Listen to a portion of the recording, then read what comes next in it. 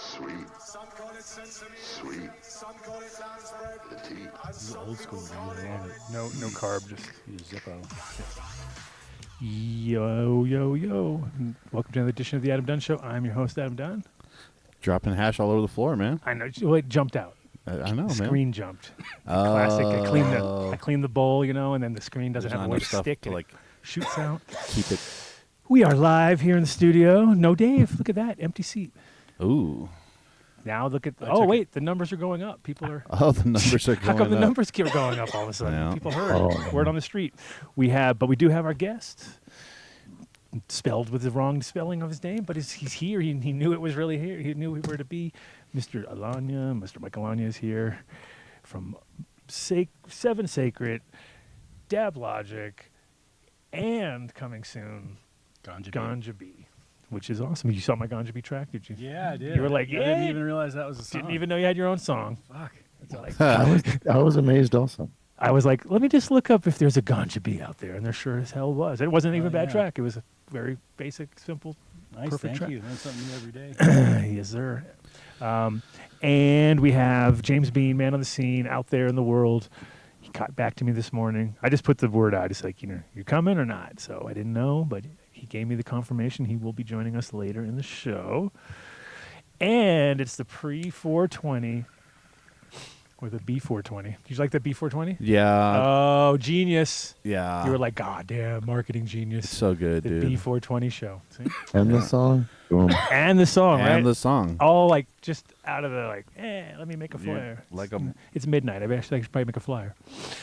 I was happy because I got home from my concert and there was the card. I was able to do it before going to bed. You're like, hey, did it before midnight, 11:48. I was like, I'm gonna do this before midnight. That's my goal. That's all I have. That's my only goal. It's a goal. The day before the show at midnight, you got to have the flyer ready, or else you failed. I see it every day. And I don't ever. If I do it earlier, it's always a fuck up. Like I always fuck up because then the problem is not only did you I fucked up this time too with the spelling as usual. Like that's par for the course. But when I the guests don't show up or it changes the whole lineup because they classically do that to you. No, I appreciated it. My first thought was that makes it more difficult for people to Google me. Yes, we try to Google proof all of our guests. Google proofed. Nice. But yes, the pre-420 meeting, everybody's busy. That's why I was like, oh shit, what are we gonna do for show? And then luckily you came for us, and because you're an edible guy, brought lots of good snacks. So that's awesome. I just need Dave here to shovel them.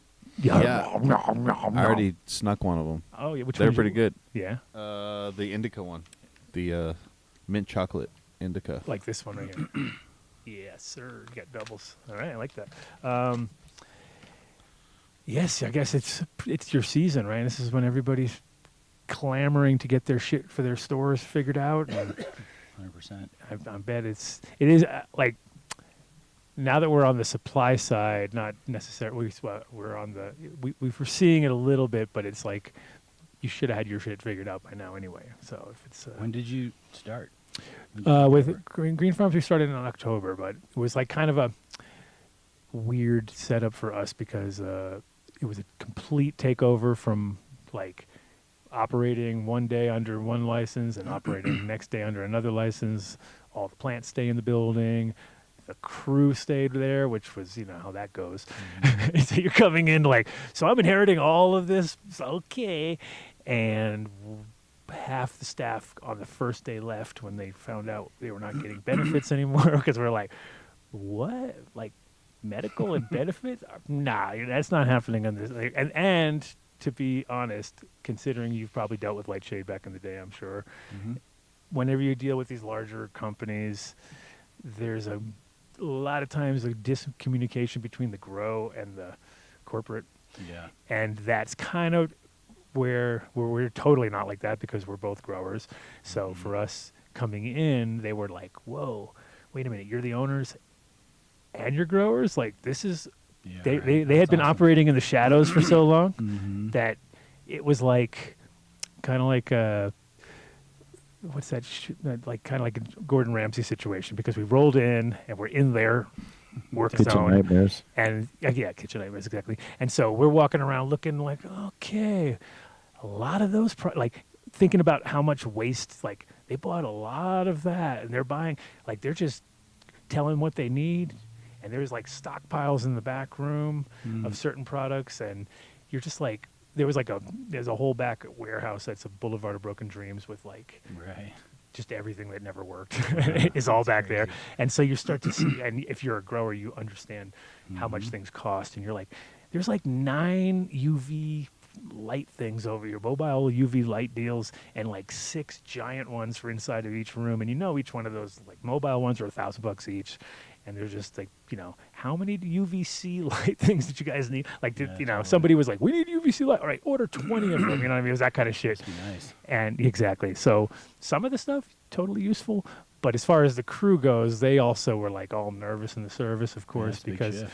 all of a sudden it was, and this is classic, Lightshade didn't tell them a thing. It was just like, who are you guys? Oh, well, we're no the new kidding. owners. It was like, oh. Oh, no. So if you've ever gone into it's just rough. So we've gone through lots of different people since that point.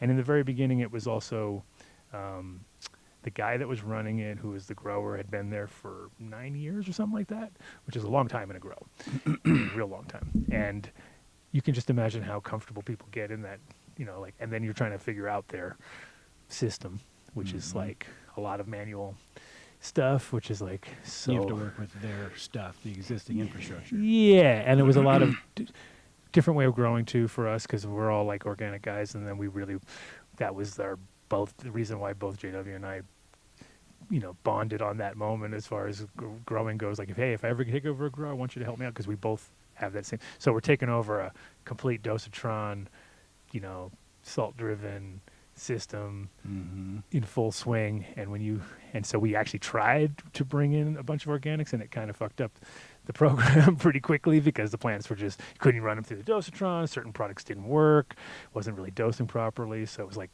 no, you'd have to hand water everything and then change out the medium and everything if you're going to do all that. And that's like, nah, we can't really do that. You know what I mean? Can't afford it. So we kind of like had to back out of that and get onto another program. And then we're working with another local nutrient company called Uncle Wiggy's, which is actually really good, because it's somewhere in between. It's like a hybrid, it's like a it's like a bio mixed with salt to give you a little more control, but definitely like quality wise seems to have gone up too. So Nice. but learning curves, right? Are these all your genetics or a combination of the two? Well, that's the thing, is there was stuff in there that it's so old. Like, it's so funny, because people, like almost every grower friend of mine who is like, wait, what? Oh, I used to work there. Like, everybody used to work in that place. And I'm like, oh yeah, what were you growing when you were there? They were like, oh, like the Boba Fett. I'm like, still there. The White Dog, I'm still there. I mean, like, all these strains were like 9+ years in the building. So they were there were some of them that were producers, but they were a little bit, tired, let's say. And then there was other ones, there was also a customer base for a lot of those things too. And since, so it's kind of like, well, we have to ease into that too, because if you come in and change the whole formula and change the strains, even though there's obviously good interest for new shit always, it's still got to get over that whole thing. Whereas when it's like unfortunately, you can look at the numbers and see like what sells, and you're like, God damn, like the mac and cheese that's in that building that's been there for probably 12 years too. There's a reason. It doesn't smell like mac or cheese. It's got a total it's got a nice smell, but it's still on that terpenoline tip. It's kind of like a train wrecky kind of vibe almost, and it's like, so you're like, oh, that's not cheese and that's not mac. And we have also mac in the building too. That's really like hit. So and then there's a number game too, because if you don't hit 30%, you can't wholesale that shit, And we was like, so that's. What'd you say, Vinny? What'd you say? Dude, I don't know. You have something's going on. Dave's on his way. Oh, there we go. Okay. There it is. You didn't want to say it. So is this all going to be under your brand? Well, this is Green Farms right now. Green Farms. And then we're creating. The thing that's cool is that we can create many sub brands, obviously. And so, like for instance, and I can represent a lot of genetics of friends of mine that don't have them in the system here yet. So, like for instance, RBK, which is Ricky's brother's Kush, which is my friend Ricky from Ricky's Originals, and he's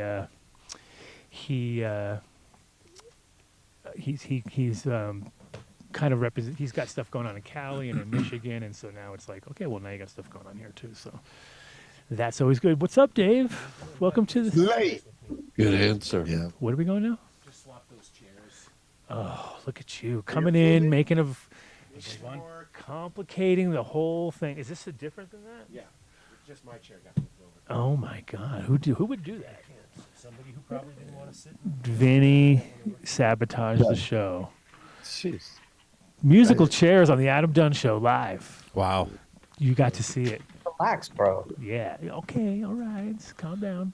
It's okay. We'll make concessions for Dave. Yeah, I know. As usual.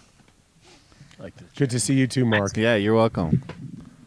Yes. Hello. Welcome.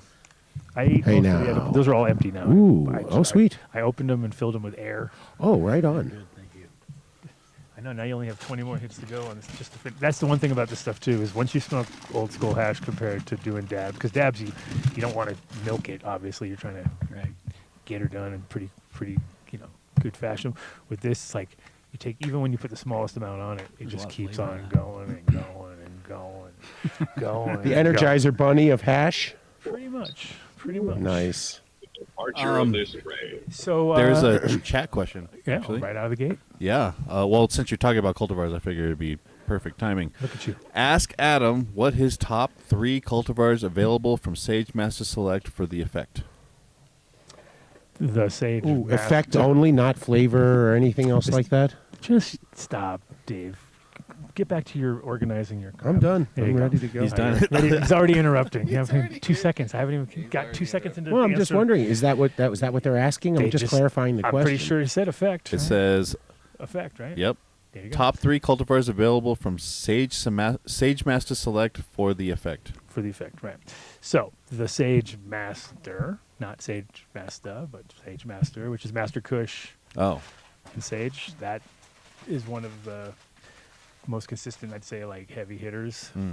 Got that kind of burnt rubber vibe going on with it, which to me, it's funny because it's like one of those things where like it's tough when you're making concentrates because it's concentrating a burnt rubber vibe, which kind of gets a little bit people. Yeah, like dude. it's almost too much. Like in your like, but from the weed point of view, it's literally fuely, right? Like that's the kind of thing before people overuse the word fuel, which I kind of hate because it's always like, dude, it can't describe everything. You know what I mean? It's like there's certain things, and it doesn't smell like fuel, right? Yeah. Like, it smells. It's got its own thing. We all identify You it. just don't like the Metallica song, dude.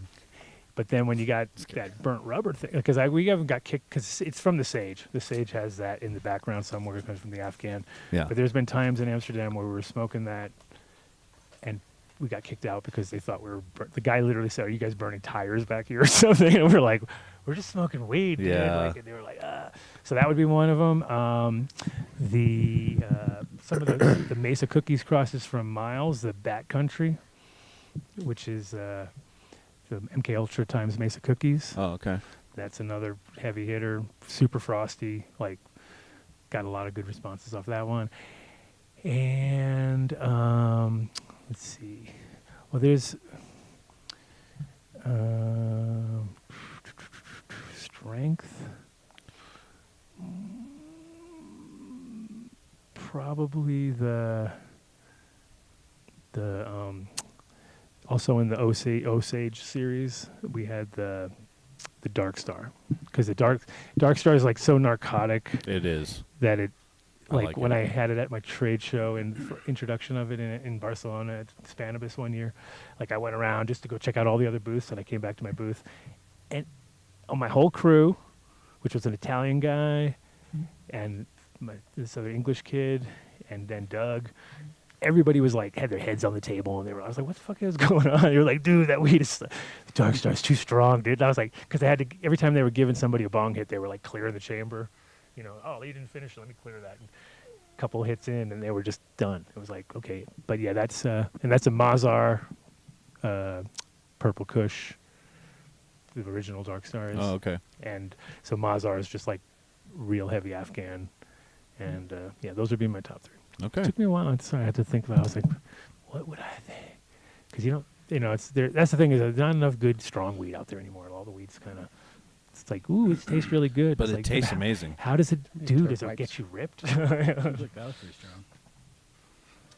It was actually one of the, and it's funny, like one of the girls who works for us at the store was like, at the store, at the grow, was like, we were talking about like what we liked, quality of weeds and stuff, and they were like, yeah, I don't really get high off the weed anymore. And it's like, okay, all right, and then gave her a ride home, gave her a bud, and next day she was like, oh my god, dude, literally one hit in, and she was already like, I'm going to bed, I'm done. Like I was like, really? Up there, that's what it takes. You just gotta have that non-radiated weed.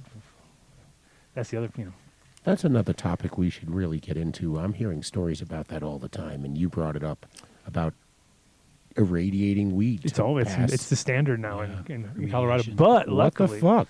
luckily there is options, and we're going to be testing a bunch of. We were going to test the Willow group again. Remember the Willow Industries?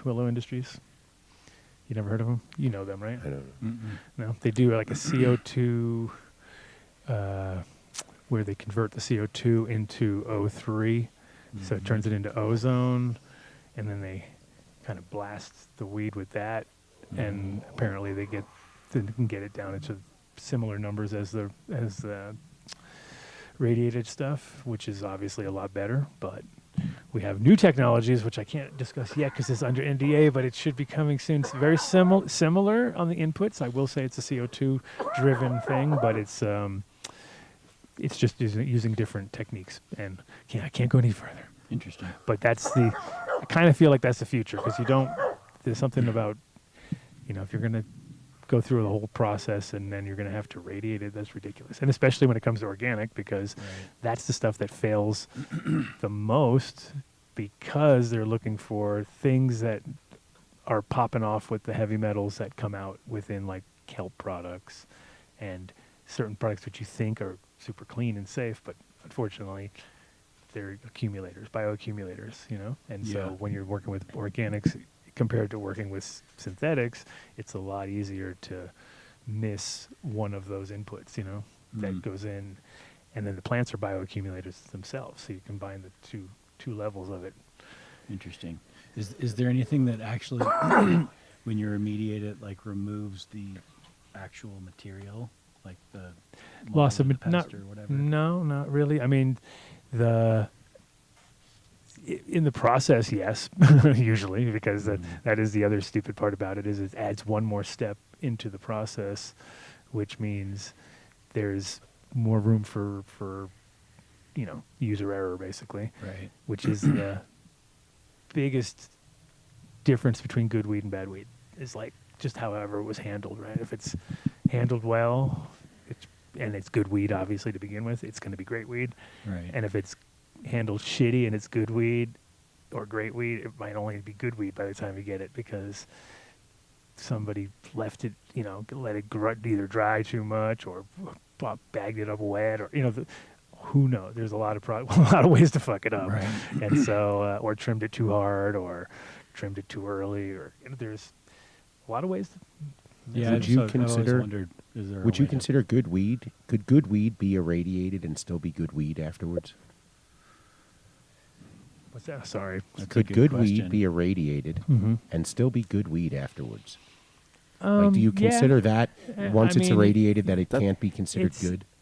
I mean, it depends. Yeah, all the food you eat is radiated. That's the whole thing. Like everything that comes in from out of the country goes through big, gigantic machines that do the exact same thing, except at a large scale. They pull the whole thing in. So it's like, it definitely is going to. I would say it affects it in some way. I mean, it might be percentile might be so small, and you might not notice the difference, but it's like when you radiate. It's not the same as a microwave. It's not heating it up, so there's no heat issue. But it is killing microbes that could be both beneficial and, negative. So it's kind of like chemo to out weed, basically. Is it the same the same process that food irradiation goes through? It Or are is. they different? Are they No, it's very similar. similar? Or, I mean, don't they buy the same equipment from? Well, Well, it's all agriculture, right? I mean, Yeah. you know, in a certain sense. So RadSource is the machine that I've seen here in Colorado mostly, and it's basically just like, you know, it would only hold 50 pounds at a time, let's say, 5, 10-pound cylinders, you know? So there's no way you're going to radiate like large-scale food in that little machine, but it's the same technology. It's just on a different When you said that, all I saw was that scene from Elysium where Matt Damon gets totally fried in the box, you know, because they were look irradiating. at that. You just said it something. as so funny. Okay. Uncle Andy just hit me up and told me that he just fried the plants. And if you think of Uncle Andy, right, he could play Matt Damon could play Uncle Andy in a Oh movie. yeah, for like, sure. No, he looked like him in Elysium. Exactly. And he just Yeah. fried. He said he straight cooked the clones that I gave him. Thanks to his thermostat failure. So Oh. that's fucking guy. Matt Cooked. Damon played it in what movie now? He cooked what Elysium. happened? He cooked what now in there? He was he was working at some factory on the ground, you know, because he wasn't rich enough to live in Elysium above the planet, and he had to go clear a jam in a machine, and he cleared the jam, the door closed, and he got fucking microwaved like No, the full dose. And he turned into a superhero. Wow. Yeah, in a way, yes, kind of. Class. Yeah. Predictable. Yeah. Yeah, but anyway. I mean, it's Matt Damon. He Well, that's hasn't Uncle done Andy. Uncle Andy is Yeah. Matt Damon. So Yeah. that was the funniest part of that. Well, because I remember when food irradiation started. I mean, I remember when it was coming out, and there were all these. I was living in Oregon. There were ballot measures against allowing it in Oregon, and it eventually passed and then failed, and now it's everywhere. But they mentioned, and maybe Jamie can help. Cesium-90 was like the byproduct of the weapons. So that's what they had a ton of this sitting around, and somebody just thought up, what can we do with this? Oh, I got it. Let's make food safer. And now they have, and that's what it's That and it's sounds the about right. scariest fucking technology. If anything goes wrong, if it's mishandled, misused, Yeah. anytime the human can get involved in this, and this stuff is fucking deadly shit, man. You said cesium 90? I'm pretty sure I got a Geiger that's, counter in my that's house. I should sticking bring in it- my I'll bring my head. Geiger counter to check it out. You have a Geiger counter? Of course you do. Of course. Yeah. Who doesn't have a Geiger counter? Right. They're like $100 less, $60. Right. I've Your never- Patreon money at work buying the show Geiger counters. Love What do it. you know about quantum physics and shit like that? That was a good one, Vinny. I mean, in the time I've been working with cannabis commercially, I really don't come across too much remediated product. Yeah. So there's a choice out there, right? If you pay attention, you know, And which to me is, it's not that things don't exist; it's all a plant, right? But you know, there are options out there that don't have. there's a lot of people who like put it into their SOPs and they make it part of their whole deal, like they have to because That's what I was going to say. Then isn't the next logical thing is some bean counter who doesn't smoke go, Well- I want it all that way. well, and it's the problem is that it's people like the Buddy Boys and the bigger brands out there that are just running through numbers. They can't afford to have recalls, and they get one of those, and it just fucking ruins their whole. So they're just like over, going above and beyond, because also the numbers, because the MED has created this threshold, which is pretty fucking ridiculous for because the classic Adam Dunn show quote. Parts per billionth, right? Parts per billion. Parts per billionth, which is like interesting because let's look at other businesses, and you're like, these are in like parts per millionth, and we're in parts per billionths, and we're like, and it's like, yes, but it's and some of these are for growing, like that the difference between almost not success and failure, but like literally the magic bullets on a lot of these situations are stuff that is going to give you a number that would be like in the parts per millions, but would not ever affect the final product because Right. it would again, like we've smoked. I always think about back in the day with plenty of brickweed that you'd open up and be like, oh God, there's some mold in there, and you just go around it, smoke around the mold, you know what I mean? Or you didn't even know what mold was when at the time, and then you're like, oh, so that weed we were smoking was all moldy? Oh, You taste okay. it. So And yes, of course, if you're delivering somebody a product, it has to be clean. You don't want to give somebody. We're not going to get to that level anymore. But I also think we've created a nanny state situation of cannabis where everybody's just like, what about the children? It's like, relax, everybody. Like, well, we will be fine if we. Well, that's also the beginning of the question too, right? Of Dave was asking what are the implications of something being radiated to be cleaned in a grocery store or, in a dispensary. I think it does matter. Oh yeah, and especially the quality. What we were thinking is it's like if people are, if they know, because most people don't know that either. Like they're not even aware of the fact that there is because the first time I dealt with it was in Holland with legal weed there, because in Holland you have hundreds and hundreds of stores. Nobody tests anything. And that's not even heard of. But there's no mold on any of the weed in Holland. Fuck yeah, there's tons of mold on them. It's Holland, dude. It's fucking mold city there half the time. And I've seen plenty of shitty product go through there where it's like, oh, yes, make it into joints, and it's like, ugh, like, so it's even worse because now you got people who can't see it, you know what I mean? They're just burning it away. It'll burn up. But the Dutch government did a medical program around 2002 or something like that, maybe. I'm not 100% sure. And I was like, oh, definitely signing up for that. So I made sure to get a prescription so I could at least have a container that I could. And it helped out a bunch of times, too. I've had festivals going in, and they'd be like, what is this? I'm like, it's my medicine. And they'd be, okay. And I was like, yes. Because they were like, not as friendly towards weed as you'd think in Holland, especially because they'd have a scale waiting to see, like, oh, yeah, just put it on the scale. Make sure you're not carrying too much. And I'd be like, fuck. What? I'd be like, fuck. Now what do I got to do? Trying to figure it out every time.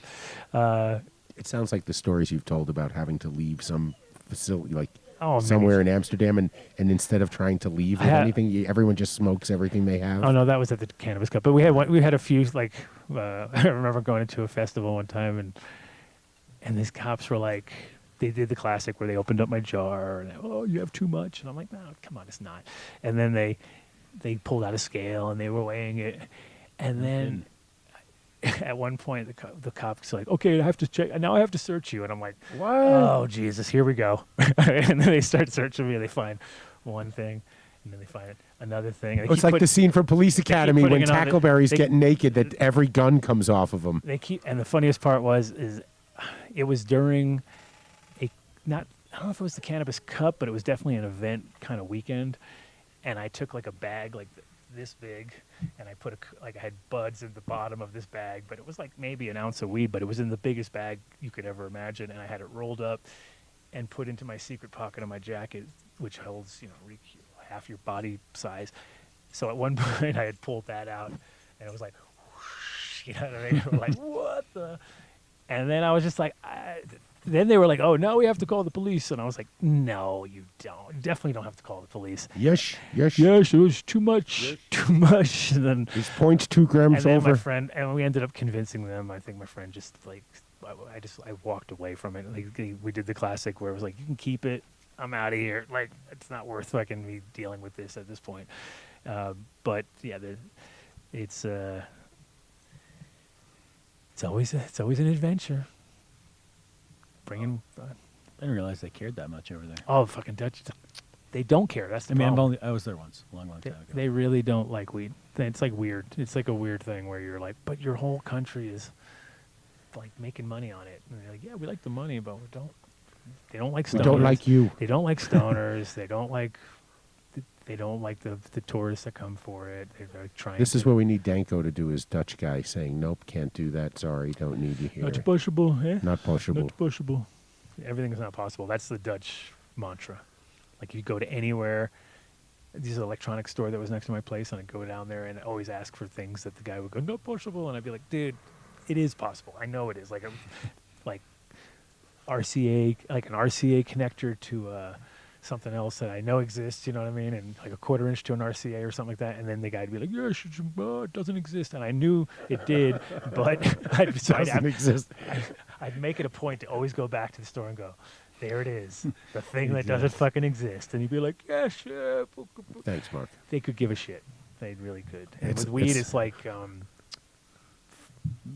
3 to 5% of the population might smoke, you know, and not that often. I went there in like 96 or 97 once. Twice. We flew in and out of there. Went and had the whole experience. Cruised around town. You didn't come to my store, man. You could have I just probably rolled right did. in. We went. There was only on one a hemp store at seed that hunt. time. There was only one hemp store, and that was my store. If you came in with the jackets, What and was it stuff. called? Hempworks. That It was right at the shopping street. It was You know, kind of a whirlwind. so you had like You're asking him to go back in time. yeah, what, exactly. like 96. 96? It's not so bad. You know where Barney? You went to Barney's, To a right? time You when went to I wandered Barney's, around right? town and consumed a lot of weed. What's that? You went to Barney's, I'm sure, right? Barney's Farm. Yep. Okay, so same street as that, except that's on the like residential sort of side, and then if you kept going into town, it was like became like a shopping street with a brick. Mhm. There, I was right there at the top end. So you might have We rolled went in. into everything that Well, we could THC find that had THCs. something to That do was- with that was weed. me. Yeah.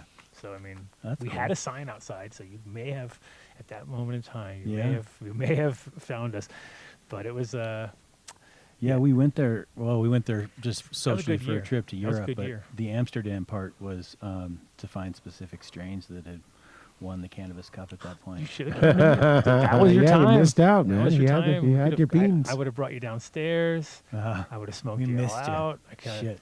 yeah, he would have put you in a room with a leaf blower, and you'd have to hotbox in No, there. for 5 no, minutes. 96. I wasn't doing that yet. I Unless remember you the talked dude to the with wrong the guys. very first vaporizer, that like big Yeah, that was Eagle Bill. glass thing. Eagle Bill. Eagle Bill. Yeah. I think we talked about this once. That's right. Well, yeah. So he. That was pretty crazy. He had the paint stripper thing Yeah. that went into the. So that was. So Oh, what's You're funny? talking about a heat gun? Yeah. Yeah. Yeah, I bought a mystifier at the hemp and the High Times marijuana hemp extravaganza Sounds about in 1997. We're Yeah. really honing in on this time period. Yeah, I want to say that was it. Okay, so that guy Eagle Bill came to Amsterdam around 91, I guess, about 91, and I was working at Sensi at the time, and so he was like he had crashed in he had a motorcycle crash, so he had this kind of like big giant walking stick, and he had just got off the plane, and he came straight to Sensi, and I saw him like kind of like hobbling up because he had like this, you know, very obvious gait, and then he came in and he got on his knees and he kissed the floor, and he was like, "Hallelujah, I'm home," you know, and I was like, "Okay, hello, Mister, how you doing?" Like, you know, and he basically was like so emotional that he was there, and he had pretty much left America, and he came with his wife, and I That's ended up funny, letting him yeah. live at my he lived in my attic for a little while, right? And then so the funny thing is that whole, like I basically like he used to come over to my spot, and we had a guy who was a friend of Rob Clark's who had left a paint stripper and a special bowl with us and showed us how to do it, right? So Mhm. he was like, "This is what you got to do," because he had the bowl was just big enough that you could fit this paint stripper right into it, Yep. and then you had to create like a good tight seal on it, Yeah. and then it would bounce, and that was the key to the That's whole pretty thing. much what I remember. he Yeah, had, that was the right? whole But key he's to had the- a big, giant glass. Well, thing. he went overboard. Yeah, he went and got the biggest fucking bowl thing ever. But the key was the size of the bowl and how high it was, because if you were too close with the heat thing, it would burn. If you were too far away, or you didn't have, if the weed didn't bounce around, it would only heat the top of it up. So by bouncing the thing around, and what was funny is that he came over to our spot, the CIA, which was our first spot, and we were like showing him what was up, and he was like, "This is amazing," you know. And this is like, we're like in our 20s, and he's like in his 40s or 50s, maybe something like that at the time. So it was like, you know, young generation showing the old generation. But we had actually learned from a guy a bit older than us. It was kind of like, it was just funny, and he could not get it. Like, we were like just showing him what to do, and he couldn't get the seal right, and he couldn't make it back. And Doug, who was my partner, because he was like ready to kick him, like it was ready to kick him out, Eagle Bill. He's like, "Get out of here, Eagle Bill! You're like," because he was, here we go. Bad people came in the room. Just she's a sweetheart. And we and then I was like, no, let me show him how to do it one more time. So I like slowly ran it through, and he finally got it to work properly. Got the hit, and like I whispered in his ear, I go, it's kind of like the essence of the weed, right? Yeah. And then it was like I saw his eyes get really big, right? And that was it. That was his mission in life, was to do that. And every single person that did it, right when they got it, and they gave him the same look that he gave me, he would say the same thing. Right. To the end of his life. It was like crazy. I was like, I think I just implanted that shit in his head. Yeah. And I watched it. It stuck with me, and I then watched later it. on to see it come to real fruition was Well, it was just funny too, because he then tried to make a product line, which he called the Shake and Bake, right? And which is not a good name in hindsight, considering that Shake and Bake became the meth term for making fucking meth in the aisle of the Walmart or whatever. No way. I did not know that. Yeah. I'm just that. Okay. Yeah. Well, anyway, but his Shake and Bake thing was a I didn't bowl. know that either.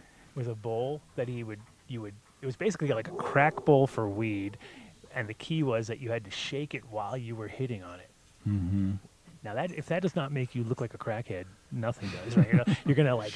I was like, Eagle Bill, this is the dumbest thing ever. Oh my And he's like, no, you just gotta shake it while you're smoking. And I'm like, you can't tell someone to like Fatal go out flaw. into an alleyway and start shaking them. It just instantly looks like a crackhead. Crackhead. It's like Crack. and you can't heat it up from the top. You got to heat it up from the bottom. I'm like, Oh, crack. oh my Meth. God, Eagle Bill.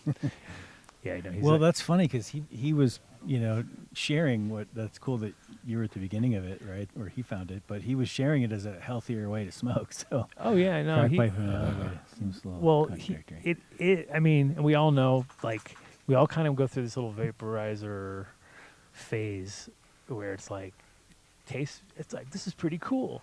And then at a certain point, if you really like weed, you're kind of missing, because it never gets out of this little band. Mhm. It stays in this like popcorn band of like, well, it tastes kind of good, but it takes good weed and makes it taste less good, and it makes bad weed taste a little better. You know, if you know what I mean? And so the band is either up for shitty weed or down for good weed. So you don't want to smoke good weed like that, because there's no point. You're missing out on all sorts of terps because it doesn't heat up enough.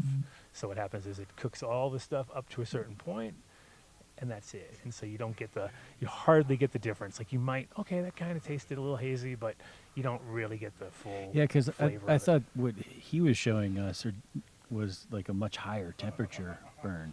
It was at the edge of burn, or But kind of. I think I don't remember exactly. I want to say I do. Well, then but the funny like, part too is everybody, when you have I have no idea. vaporized weed and you leave it around, everyone wants to smoke. Oh, dude, you Yeah. can smoke that still, and you're like, No. no, you No. really can't. And then they're like, dude, oh yeah. And then they're like, yeah, you're right. It's terrible. So I found I used to give that to my friend. He loved it. He would Get outta here. Yeah, he would take a whole bucket I mean, of that shit. for edibles, it's good. Now we're back on yours. Nope, for smoking. Yeah, but the flavor sucks though. Couldn't it? Don't like you think? butter. bring some of your friends down. You've tried it?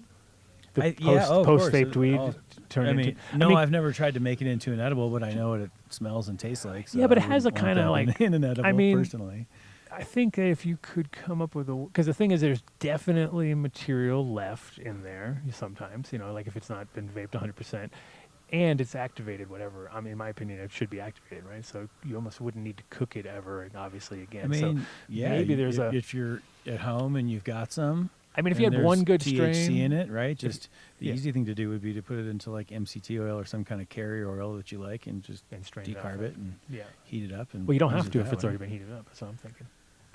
I would. Just to make sure. Double heat, double I mean, boil? that's kind of part of it. Yeah, is that like Double decarboxylation. well, there's Whoa, how much double hash is D's there over here. within- Double D. Whoa. Oh my! Michael on you with the double D Someone process. call Wait, HR. what did I- I say? I agree with what you were saying. double D carboxylation. So it'll be the double D Okay. technique. I agree with what you were saying, Adam, about how it doesn't vaporize even. But I kind of I learned that the hard way at first when I started vaporizing with this Mystifier thing, because I couldn't just use his setup because it was too much volume coming out of his tube. So You got that? You got that one, right? yeah, there you go. There's a good one for you. Yeah. It was Get him, Vinny.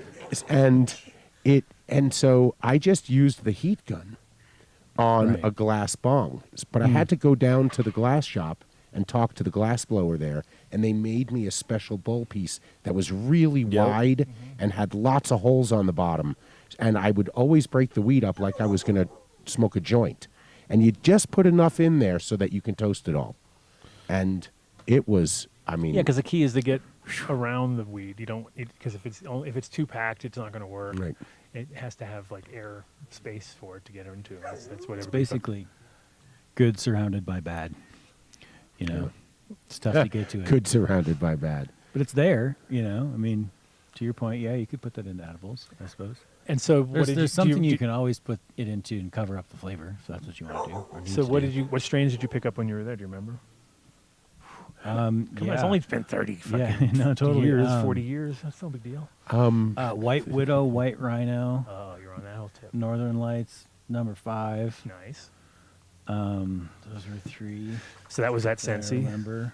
No, it was just we just like cruised around town and went to different coffee shops and basically just asked a lot of questions and they came back here and became some Well, phenomenal. if you were at Eagle Bill's thing smoking, that would be at Sensi. So I figured that's probably where you get those. No, that was at the Hash Museum. Yeah, same place. Is same. that It's same the place? Same, yeah, it's the same. That I owners. don't remember. Yep, same spot. So they basically that was my first job was the Hash Museum, Okay, cool. working there, Wow. and then but next door was Sensi Seeds, same owner, Mm-hmm. and what I would do is go over there when my shift was up, hang out with the owners of that spot, and then realize that I could sell weed. I could sell seeds so much better than these guys because I was just sitting in there like, you guys really don't get Americans very much. Like they You're just right. people would walk in and be like, just you could tell they had tons of money on them. They wanted to buy a lot of seeds, and they just weren't getting like.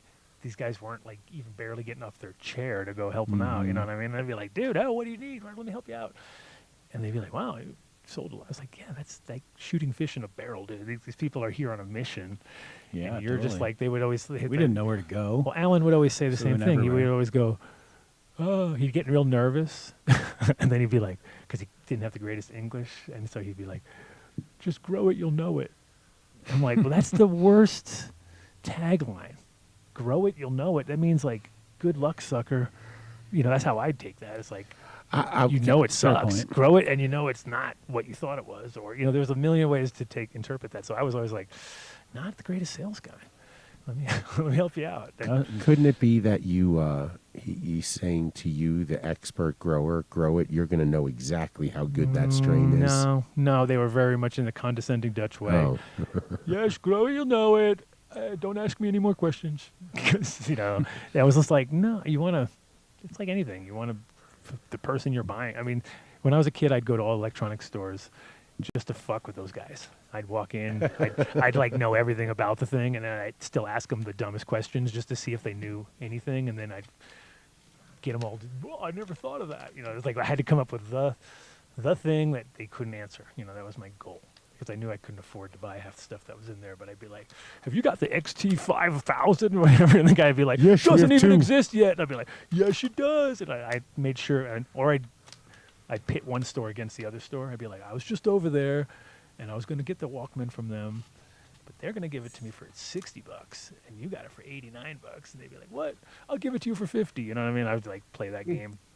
And it was like, because it was in New York, you had to do the hustle, because you knew they were hustling you. And you remember how the old electronic stores where you walk in, 10 Jews trying to Don't fucking rip interrupt you my off. moment right now. Oh, you're having a moment? What? Oh my gosh. What is going on? He was a salesman. This was, oh my gosh. You want a job, Dave? I want to eat all of these right now. You could. Oh do my it. Go gosh. ahead. I'll try this that is one so right now. good. I tried the other one before. Oh, you took a lot of them.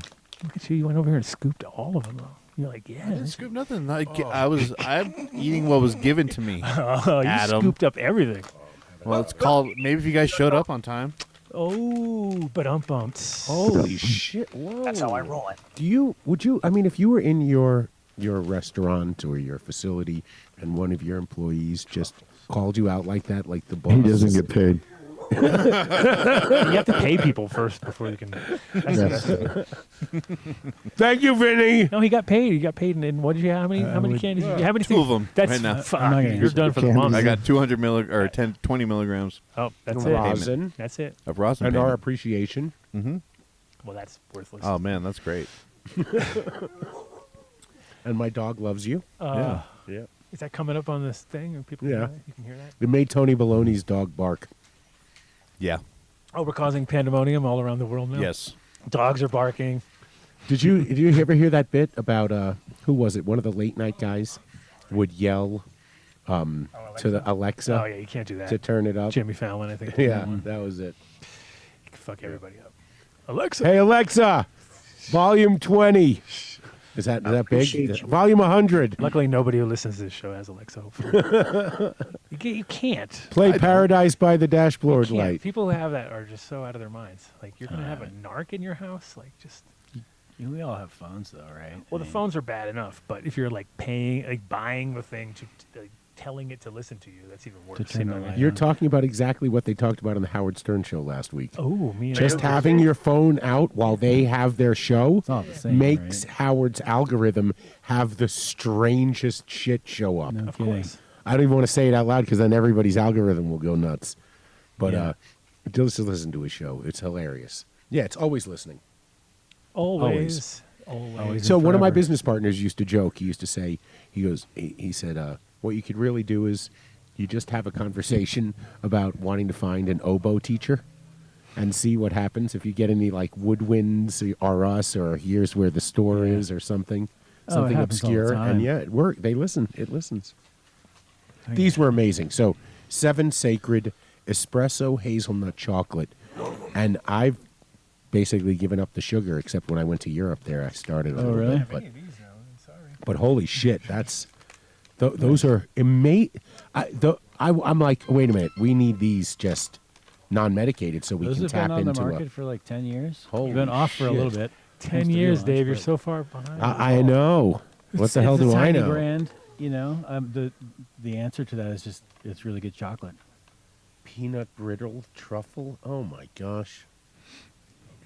Yeah, I That one started is- 7 Sacred in 2014.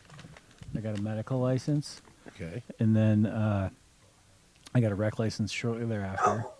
And yeah, I used to make these and drive all around the state with them. It was tiny, much like, you know, it was me and edibles and people like you with flour. My life. My whole With life. hash, you know.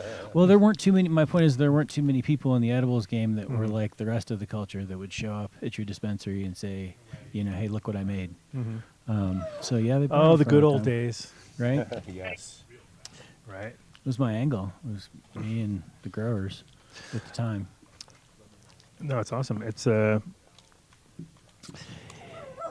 what's the inputs on this one as far as like the hash? Is it because now I'm sure over time it changed, right? As far as how you would. Yeah, in the beginning, I would make just a coconut oil. I would take organic coconut oil and trim and trade it to one of the dispensaries in town when I lived in Telluride.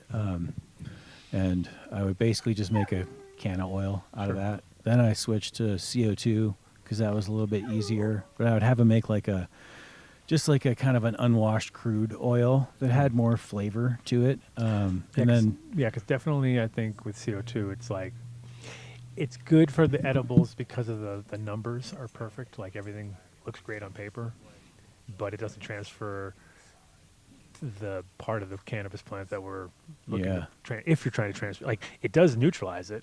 You know what I mean? Like if you're looking for that neutral Yeah. side of it all, which I think, unfortunately, with cannabis, like we talked about this last time. Remember how we were talking about the flavors of cannabis? How like they are pretty awesome if you can find the right ones. That they could be really horrible if you get the wrong ones, where you're like, that tastes terrible. Or, especially when it's Yeah. trim, it's a little bit grassy. You know what I mean? It's not going to be. But if you're using bud, you were saying it before about like how hard it is to capture like the actual essence of a plant like in a hit in a number of different ways, right? But before the show we were talking about it, but like I think that's all the stuff that's in there that I've worked with lately for a long time, probably the past 3 years, has been live rosin. which is great for edibles though, because it really affects There's flavor. Yeah, effect wise it's phenomenal, but it also tastes good. Yeah, I mean, well, you can. It's doable on the flavor too. Exactly, like where Yeah. it doesn't. It's you've kind of taken out a lot of the lip. Well, you've still got the lipids in there, but you've taken out a lot of the chlorophyll side of it, if there is any, obviously. Mhm. And I was just thinking something else while we were talking. I was like, oh, to the classic stoner, like, but the yeah, we were talking last time you were on the show about addressing that kind of side of it all, maybe. But I find like that the appreciation isn't quite there unless you're doing like, say, like an event where it's people are doing a tasting and they're trying to like that. Then it I think makes sense product because form is super important because you can, you can hit or not that. I mean, well, it's also like in contrast to it's like when I was selling weed to shops in Amsterdam, one of my criteria, which I kind of because I drank so much coffee, that I would have certain strains that didn't taste good with a coffee. It was weird. Like it was just like it had this something about it didn't go well, and I remember like eliminating that from the program just because of the clientele that were buying it, because most people were buying a coffee and smoking, and I just knew like every time you smoked, it was almost like orange juice after brushing your teeth or something, where it was just like it was like weird. Yeah. It didn't help at all. And then I've had other ones where it blends so good, like Yeah, you're like, totally. oh my god. Well, is that you just tasted the espresso hazelnut one. That one has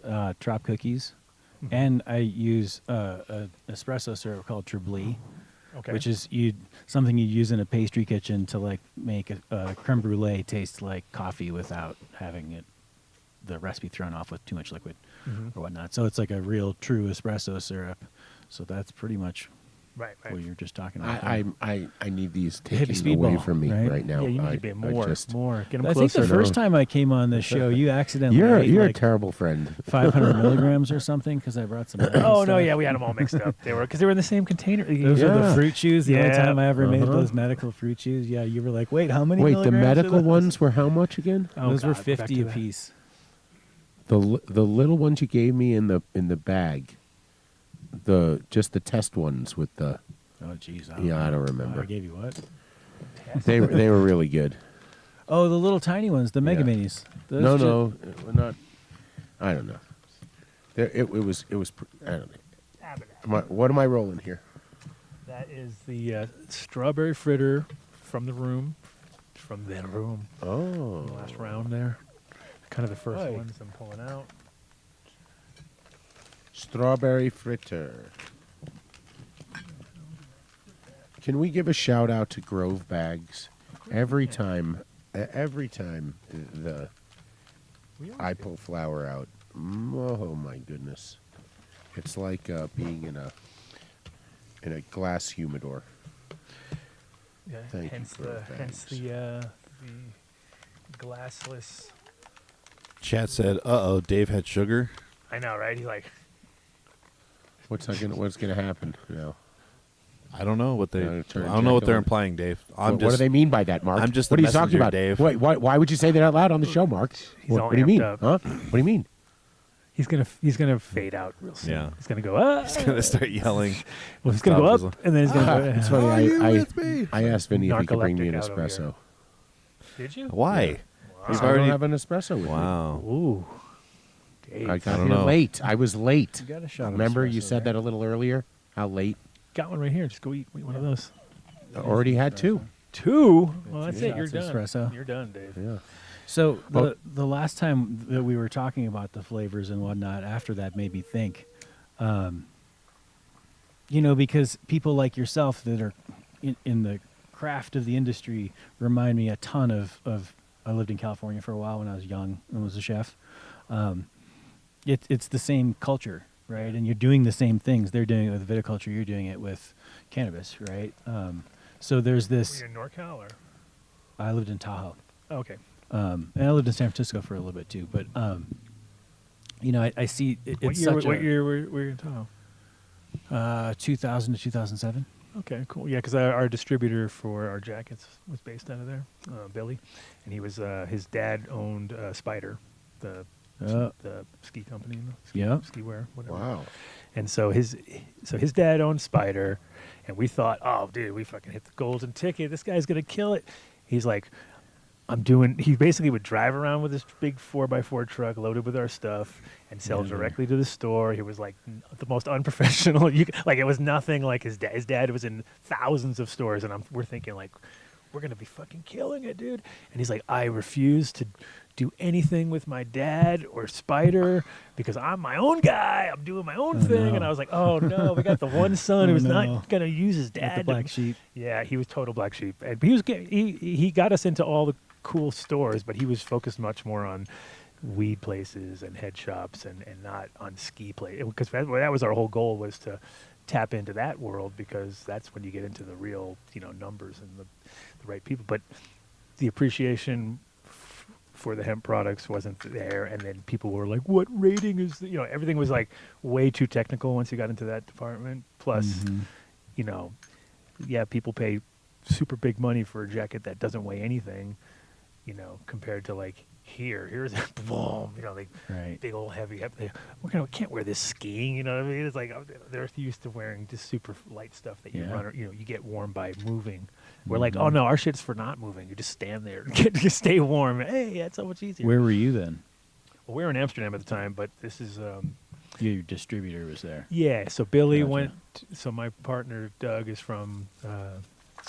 He's from Cali also, and so he went to school with Billy's brother or something like that. But anyway, it was like I said, Spider was such a big brand. I thought we had fucking golden ticketed at that time. But Well, you would think that, of course, but they get. I mean, it's kind of false advertising. You know what I mean? well, it was in our heads at that time. Like, oh, Billy's gonna kill it. He did really good at the shows though. He actually was repping pretty hard, because he was around 99, 2000, 2001, 2003, right around the same time period. So, You Interesting. put any hash in this or just the weed? you can. This stuff's really kind of hard to. It's okay. The weed is just fine. He spent all that time taking this- all those there you go. trichomes off the plant material, and you're just going to stick it right back into it. Yeah, that's Look great. he actually Pull that one made first, and then we'll sense do another one. right there. I've said that many Yeah. times on the show. You have? Yeah, I Really? just don't get We're it. not listening. Yeah. Yeah, we're not paying Like, attention. if I'm extracting something, I'm just smoking hash. Hash. Unless it's terrible, then I just put in like the some hash. weed. Right? I guess. Well, hopefully your weed's good enough you don't need hash. That's the key. Yeah, dude. Right? That's what I'm talking about. And the biggest problem is if you don't pay attention and you roll it with hash, you kind of like fuck up a lot of times your joints, because they have to really be on point. Roll a snake, don't on the center, make sure it's not too high or too low. Yeah, I know. know. And then you get stuck in the paper, and then there's like the life oil is so blot. hard. I know. So hard. It's bad. So and then the- so Telluride is where you're.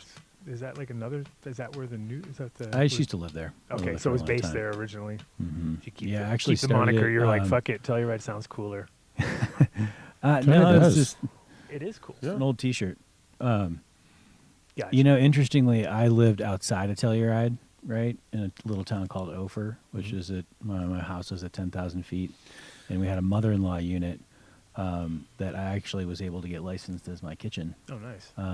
So it was kind of a trip in the sense that, like, when it became legal, the way that the laws worked, you just had to have local approval, right? And there wasn't like a licensing process. I never. I got a friend in Crestone, sort of similar situation, where they have their kitchen, their licensed kitchen is their sort of downstairs. Yeah.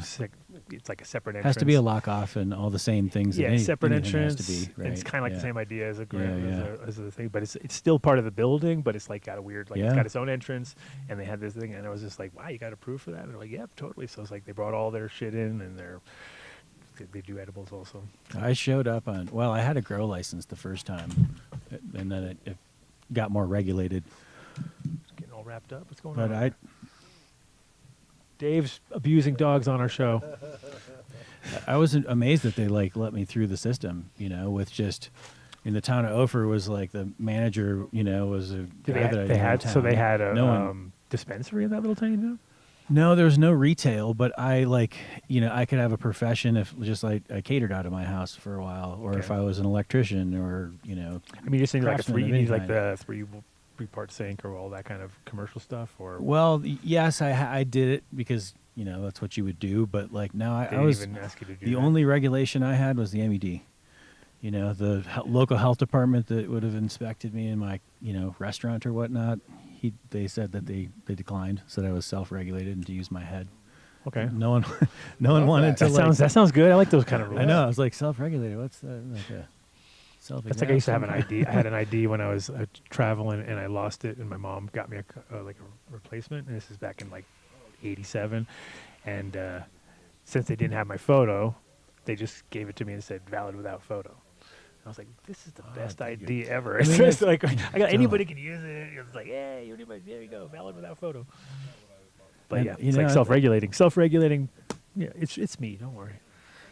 It's the first time in 30 years I'd ever had a health inspector tell me not to worry about it and whatnot. But okay, and I think that honestly, with cannabis, a lot of the state is that way. I work out of Denver County now, which is the exact opposite, and it doesn't. say not definitely not in Denver. That's for sure. No. Back there in Ophir, I never paid a tax. I never paid a license fee. I never paid anything. I mean, I paid my normal stuff, but just not locally. Yeah. you didn't So have to it get made double it taxed. possible to be, someone that could show up with a few truffles in my truck. So I did that for years, and then I came up here. But yeah, there was a section in my house that my kids didn't see for I think 5 years. Almost. I had to have the licensed premise and all the same footprint and all the cameras and security system and all that stuff. And it was a dream of a place to like start something, and it was fun. I got to drive around the state and camp in my truck and deliver edibles, which was a ton of fun. I wouldn't trade it. Sounds I like wouldn't Billy go back and do it with again our either. hoodlums. That's what he would do. Just drive around. I'm driving around, dropping off stuff. I mean, those are awesome times in the sense of like, obviously at that moment in time, you're like, man, it'd be great if I could just like ship these around and not have to do all this. But then later on, when you are doing all that and dealing with manifests and other people and the bullshit and stuff, you're like, it's a lot nicer. I when had could just fun. cruise around. So what'd you do like with the manifesting situation and stuff? You could just I do mean, it. I started on day one when like you'd have to get here from Telluride. It was like, oh, you only have until 7 o'clock to do a delivery, and you're like, if I don't do the delivery on time, I'm gonna get thrown in jail. I don't know what the fuck I'm doing. Right, then you can't be like stuck out there with. Oh, now you don't. You still have the weed. You didn't deliver it. Now you yeah, gotta drive it totally. back, And you it's thought they like- were watching every transaction. You're just trying to do stuff. I was course just they're trying to not, do but yeah. stuff right. They had a drone But they eased it up following you. pretty quickly, and I ran across an investigator. I called asking for some direction about, essentially manifests, and they changed it to where you could do a manifest multiple days, right? So, and basically that's how anybody on the Western Slope or was based remote of some kind had to do a delivery system before there were couriers and warehouses and all that shit. Yeah, because I remember having that same situation happen where I didn't get to the place in time, and I was like, oh, I'll just go home. And then they were like, you can't do that. Like everything. I was like, I didn't understand. at the Everybody time. was on pins and needles I back then too, because you didn't know. Like, I you didn't know, understand how extreme it was. I was like, well, it's fine. It's in my garage. It'll be fine. There were some. it always, I heard stories that some people had to follow the exact route that was entered. Oh yeah, always they had do. You it. I still mean, do. I made manifests from Telluride for myself for years, right? And I had to put everything down. Now it's Well, more you have to put a direct, route. but You put a like, route. I mean, and luckily it's pretty. it was a lot of work. It was a lot of fun though. I mean, I had a Oh, I got a story. Yesterday, Drum roll, Vinny. he's not there. Yesterday, J-Dub had an incident. Whoa.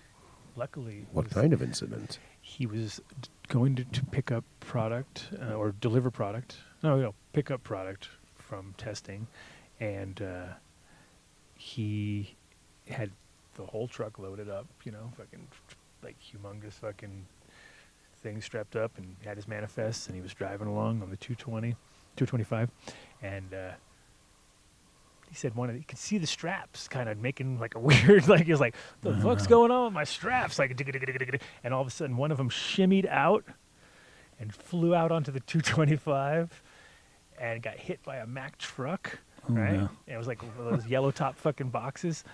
Mack truck but it stuck to the front of the it stuck for a second, I guess, and got skidded up, and then it shot it off like 200 feet off, and then JW was first. He was like looking around. He's like, "What the fuck happened? What just happened?" And then all of a sudden he's like, "Holy shit! It's way the fuck up there." He drives up. There's already a guy pulled over. He's like, "Whoa, whoa, whoa, whoa! Get the fucking back off, buddy!" You know. And the guy's like, fucking thought he had just hit the jackpot. You know. He saw like that fucking was weed. Yeah!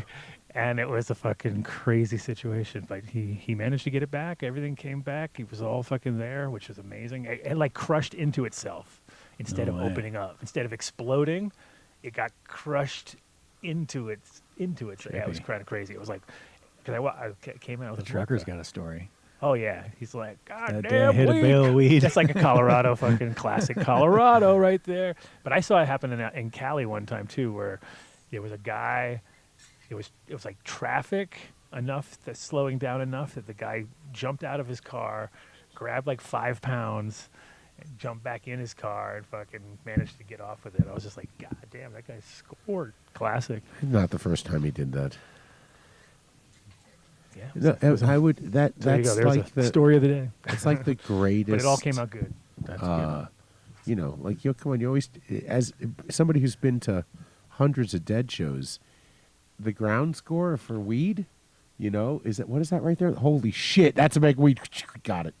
You know, I mean, the wallet that I found that got me the eye exam, got it. But seeing a bale on the side, that's like an armored truck seriously, coming up and- that's a Harold and Kumar it's type of thing. Every time you see an armored truck, Yeah. you just kind of tail him for a while, hoping the door is going to swing open. Yeah, or yeah, something that's like it, that. exactly. Oops, what's going on there? Exactly. It's like, Can I help you with that? Do you remember back? I don't know. It was probably in the '90s, but there was a time when there was an armored truck went off of like an interstate and landed like went off like really high, came down, opened up, fucking cash everywhere in like a super bad neighborhood too.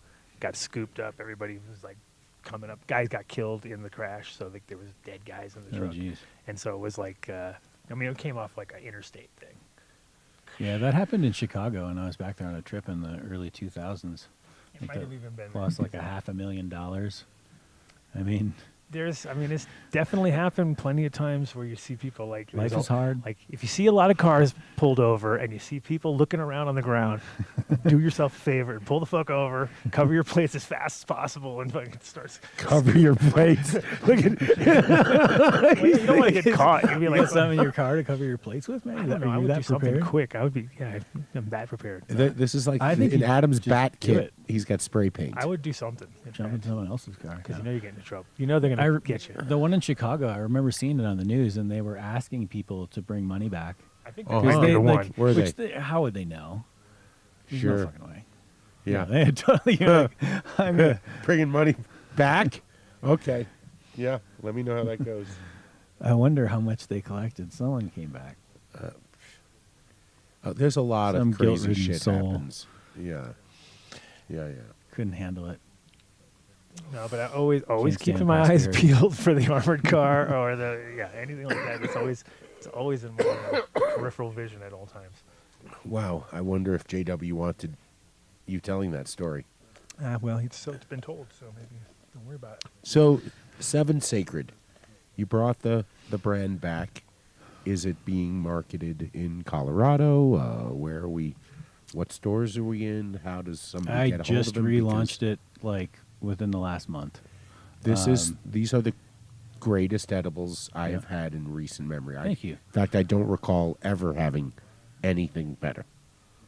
Thank you. I They're appreciate absolute. that. I'm back on the sugar. Just give me tons of these without THC in them, so I could eat 20 at a time. I have a bunch that don't have any THC in them if you want some. Score. You can get them in any of the stadium stores. The garden stores, Stadium Gardens, Yuma Way stores. That's who I partner with. So they had a MIP that they weren't using. And I basically showed up, and that's the initial place where the launch is going to go from in the retail section. And then my goal was to have everything out by 420. I still make the DabLogic edibles at the new space, so I've had my plate full. Yes. See how I honed in on that energy when I made my flyer? I was like, this guy's got to have so many deadlines right now. I was already knowing if you're doing edibles and people are wanting No, it's specifics on those dates. It's been good. It's been fun. It's been fun to see this come back to life. I really wanted to get to a place where I had my own thing going again as well. There's a lot of reasons for that, for myself, all my buddies and partners in the business and whatnot. And but mainly I've since I've been up here, I've wanted to have my own kitchen. So it's been pretty awesome in that regard. So since it's a smaller kitchen than I guess normally, are you able to because 14er wants to put their extract in edibles. They have, I think they use Right. dialed in gummies. Is that something you can do if they gave you Yeah. their live rosin? Yeah, absolutely. I think that's the fun of it. Look, I don't, for me, there's not one thing that's everything, right? So it's a matter of doing a whole bunch of different stuff. Right. Well, it's also cool because you can have, with those mega minis are awesome. It's always it's tough when you make something really killer like that because then it's like now you got to top it, right? So then you got at least if you go on a different, you have a different line. You can, Yeah. You can sort of not try to take away anything from that one because it's already there and it's already pretty fucking on point. Yeah, and everything's a learning experience, right? And so in some regard, I would compare that particular product to something like you had talked about, where you had said, there's not really representation of the actual flavor profiles that you put your blood, sweat, and tears into. So that one being so small, it really showed me not so much just from a flavor standpoint, because that's its own conversation, but really what people want, whether they have a high tolerance or not, is a better delivery system, right? And so, yeah, in terms of innovation, it would open that up to the next thing. Then what comes after that? And I have my own thoughts, but it's interesting with that one in the sense that I think there's a lot of benefit to having less of anything and the same amount of hash, right, in terms of what you eat. Yeah, always if you can have a Thank you, Vinny. potent, small product, potent dose, it's Yeah. going to hit you quicker and you're going to have more effect. So if you're going for effect, for sure. If some people, they're doing edibles because they think it's not as strong, whereas then those are the kind of people you want to give them those little 5 milligram things and let them stack them, as much as they want until they get to their thing, because you start hitting them with real proper, which is nice about those mini, those things were awesome just because, and they gave you that tactile, they gave you the tactile vibe of I'm doing something really, I'm doing something really heavy right now. Yeah, totally. Even though it's literally hence a gummy. the name, It's like right? the lowest. It's like the lowest on the totem pole, yet it's the highest of its category, let's say. But it's interesting that you look at it that way, and that's, I think in the beginning we thought there's a lot of consumers that want higher tolerance edible, and it's all compliant, right? Because it's got the 10 little bricks that you can cut off. But really, I spend a lot of time in the stores too, or I did in that time. And it's just, again, it's delivery system. Like the person that only wants 10 milligrams still doesn't want all the gummy in a lot of cases for whatever reason. And I was blown away by the amount of people, the feedback that I would get from the store buyers, because, I didn't do sales, but I would just go out and pitch the edibles and whatnot and help the sales team, hopefully. But the amount of feedback that they would give me about just people who were like, hey, I'm a 10, 20 milligram person. I just want less. It's a ton more to people, which I think, take, for instance, you like coffee, you like hash, you could make a little tiny coffee shot that would represent your flavors along with something Speaking of like which. espresso, I mean, and I hope that in the depths of how tough this market is, that I hope it breeds that kind of creativity and innovation, honestly. I'm meeting with Justin this week. He actually has something for us he wanted to share. Okay, good. And we will discuss Ozo coffee. Speaking of Ozo coffee. coffee. Yeah. Can't say coffee without saying Ozo. Ozo. Well, you can, because it's not the same word, but Yeah, I went by and had their Ethiopian, just like their drip coffee. That, I think, I was talking to Justin about this. You make yourself an individual espresso. You're a chef, right? Individual espresso, right there. You control the process.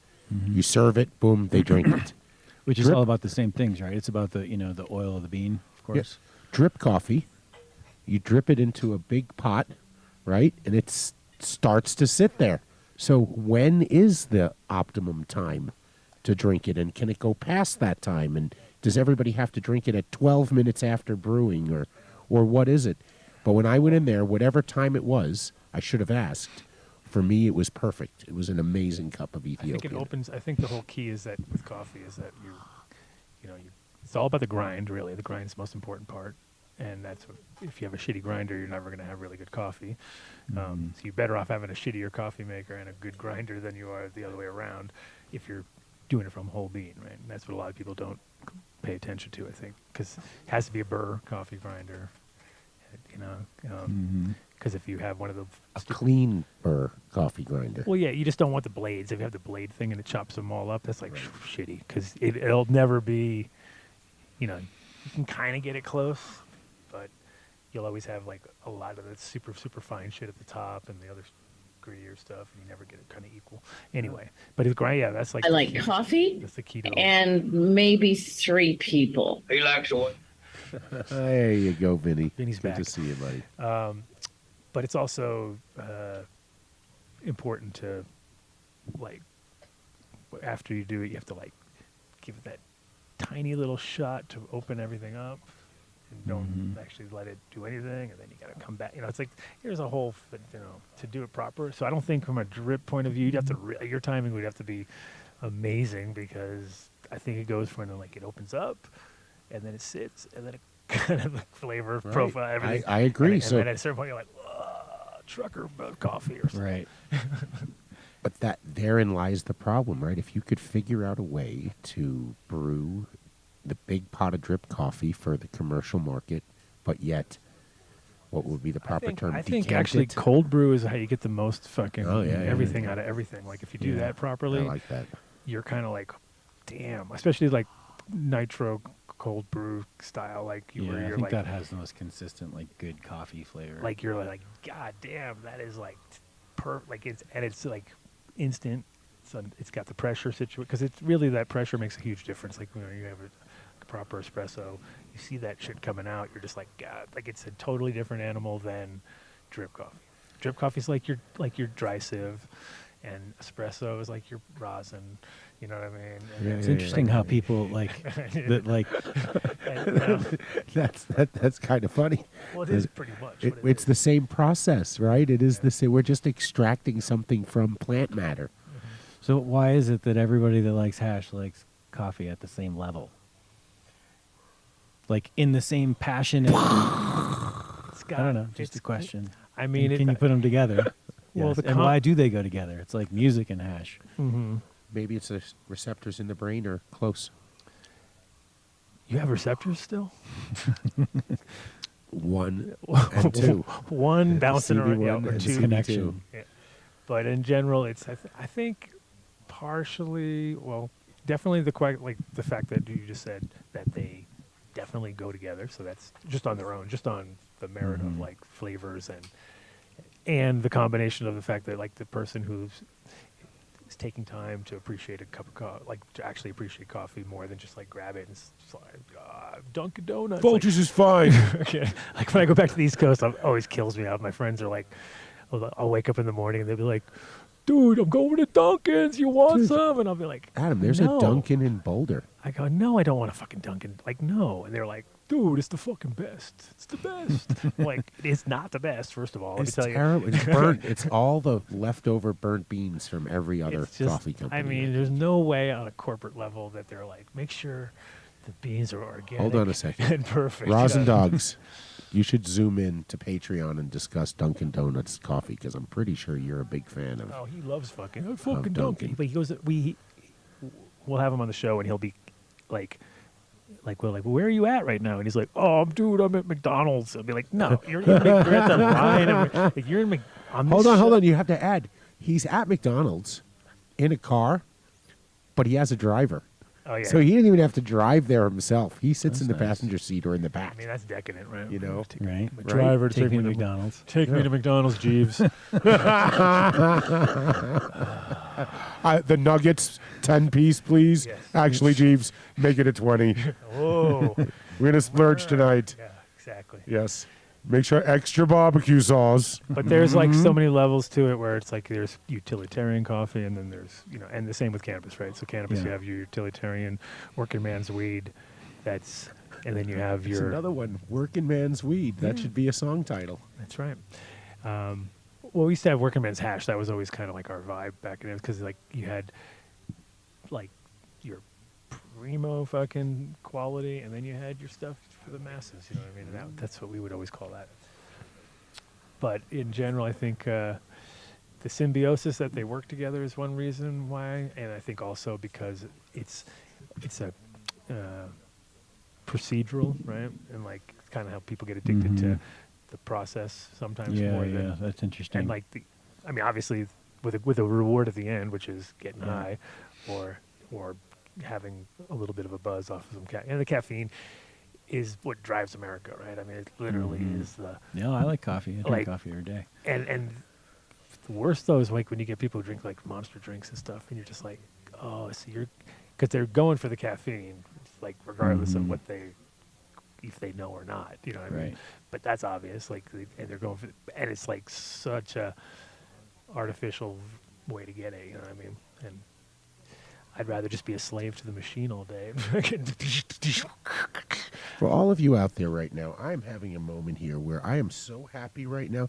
This dry sift Yeah, melted into itself. I You know it does. That's the I problem love with it. this. That's the thing. I know It it's a tasted problem, but it's a sign of absolute purity. Yeah. Oh. I know. It collapses into itself and then pocket presses, which It's is the always a ultimate good quicksand. right? Dude, have you ever done GLP-1 peptides? The drugs are... So then, Had a boy, Vinny. when you're doing your product line, are you using product from those guys, or from just you have other sources, or how's that? That there's some from DabLogic, some from Noku Labs. I'll be looking to work with and lots you're of going to different do like we were hash talking brands, about where we have growers. just different powers, but yeah, like Yeah. I like Yep. that. I mean, I think that in these times, I feel like there's a bit of a cultural renaissance going on, and just it's what I do for a living, right? I spend a lot of time in the community, the business community. There's been a lot of shakeup. I think there's always been a lot of value to working locally together, but now more than ever, I think that stuff is totally important. And what about like what about with like smoking clubs and stuff like that? Is there any kind of way for people? Can people purchase edibles at those places yet, or not? It's just small micro cannabis purchases or something. Like that? I honestly haven't really spent too much time in any of those places. I'm not sure how that all really works in terms of like from a marketing perspective. I'm just wondering if they could like do the similar situation where you'd be like, okay, you can do low milligram sort of to get people to know that they can go to the dispensary and buy the real version, maybe. No, I think the big shift recently has been that we can now do non-infused versions at the actual dispensary. So before you go and you do a pop-up, and it's a lot of work to get someone's attention when you can't give them, and with those, the truffles in the beginning back in the day, we used to do you get free smells. Right. Which, you'd be surprised how much it works. It's, the organoleptic experience of food, right? If you can touch any one of those. What was the time when they had? Remember, there was one time that there was a company that fucked up at a cannabis cup, and they had their medicated ones. Oh, that was in like the They very, mixed it very. up, Oh, and they yes, mixed it up, yes, and they yes, mixed yes, it up. yes, What yes, was It was it? one of the original edibles companies. I Yeah, don't think was it it's around Chiba anymore. Chews or somebody? Or No, who was it was. I know exactly what you're talking Didn't about. they There was go out a- of that was business a- right after? was it the spray guys that did the spray crap? No, that was the Pure. one I worked for. Oh, that was the worst. that was like the beginning of the end of like. But it had that. What was What it called they again? did, Epic Cure. Epic Cure. That what they Epicure. did had nothing to Epicure. do with Epicure. Epic Cure. Epicure. Okay. That had nothing to do with anything other than trying to challenge the laws that they had. Oh no, you guys did but you guys also did the weed that had been decarboxylated or something. No, I came on after they started this. I remember all these little fucking hustles. That's how I met Mitch. We hired Mitch. That was his first job after The spray on tan. leaving New Jersey. You can No, see like the little stain on the candy. if you're going to talk about that, No, at it least was the weed. It was the talk- weed in the blister No, packs. this is what they did. They used a serious turn of the century pharmacological chemical process by a real fucking PhD chemist. She has worked in perfumes or something like that her whole career. And she literally had the Bunsen burner and everything, and she would make an alcohol extraction so that they could spray it on the weed in the hopes that the alcohol would just evaporate, leave really nothing I like the idea of except the the hopes. oil. Like in the left over. hopes that it Side can note. work. But I could not tell you. Make I don't know money. if they had the testing for it, but what it allowed them to do was they weren't capped by how many plants they could grow, because since it was for edible growth, I know.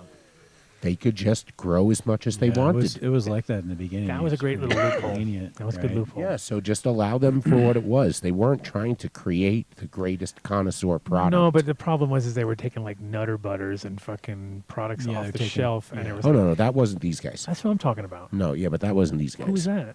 I don't know those guys. Okay, that's what I'm talking about. Edipure is what you're talking about. That took all those candies, the different fruit strips and Yes, gummies. yes, and yes. That's Yeah. Eddie Pure. They did For the sure. same. There was a number of companies that used It was that the worst. technique. It in the was- it beginning. was- Oh, it's but they terrible. were- That's right. They had the spray sugar, and they just put it on the outsides Well, you of the could gummies, see and it everything would looked like fall. a little It was skid mark on it. great. Oh, that's a bad way to describe a like, food product, terrible. Jeff. Would you like a skid mark? Would you like a Not a skid mark compliment. after dinner? These are our Michelin star chef has made you a skid mark. Try it. It's a If you did it with pate. fudge or something, with a little slap of a little, across the thing. I've heard worse. I've like heard that. everything. I'm talking about my stuff, my Yeah. life, my. You know. What, descriptions or names actual put to products? I've worked with food for a long time. I've This heard is everything. exceptional. It's don't funny always too make because everybody when happy. it looks like it's really dry and fluffy. When you and pick it up, it's like when you see gold and you don't realize how heavy gold is, and you pick Yeah, it up, yeah. and all of a sudden it's heavy. When you Yeah. pick that jar up, you look at it and you go, it's going to pick right up. And you're like, this Yeah. has got some fucking weight to it. some girth. Actually, It's a Holy really good shit, flavor, that too. really got that. Damn. Yeah, it's strong. Strong like bull. So I asked much so. Andrea to zoom in a few minutes. oh, there you go. See, But I don't know told you because Vinny's not here, and I don't know if with Mark not Vinny here. is here, but he's Vinny, there. are you able to see the Zoom to see if Andrea's there?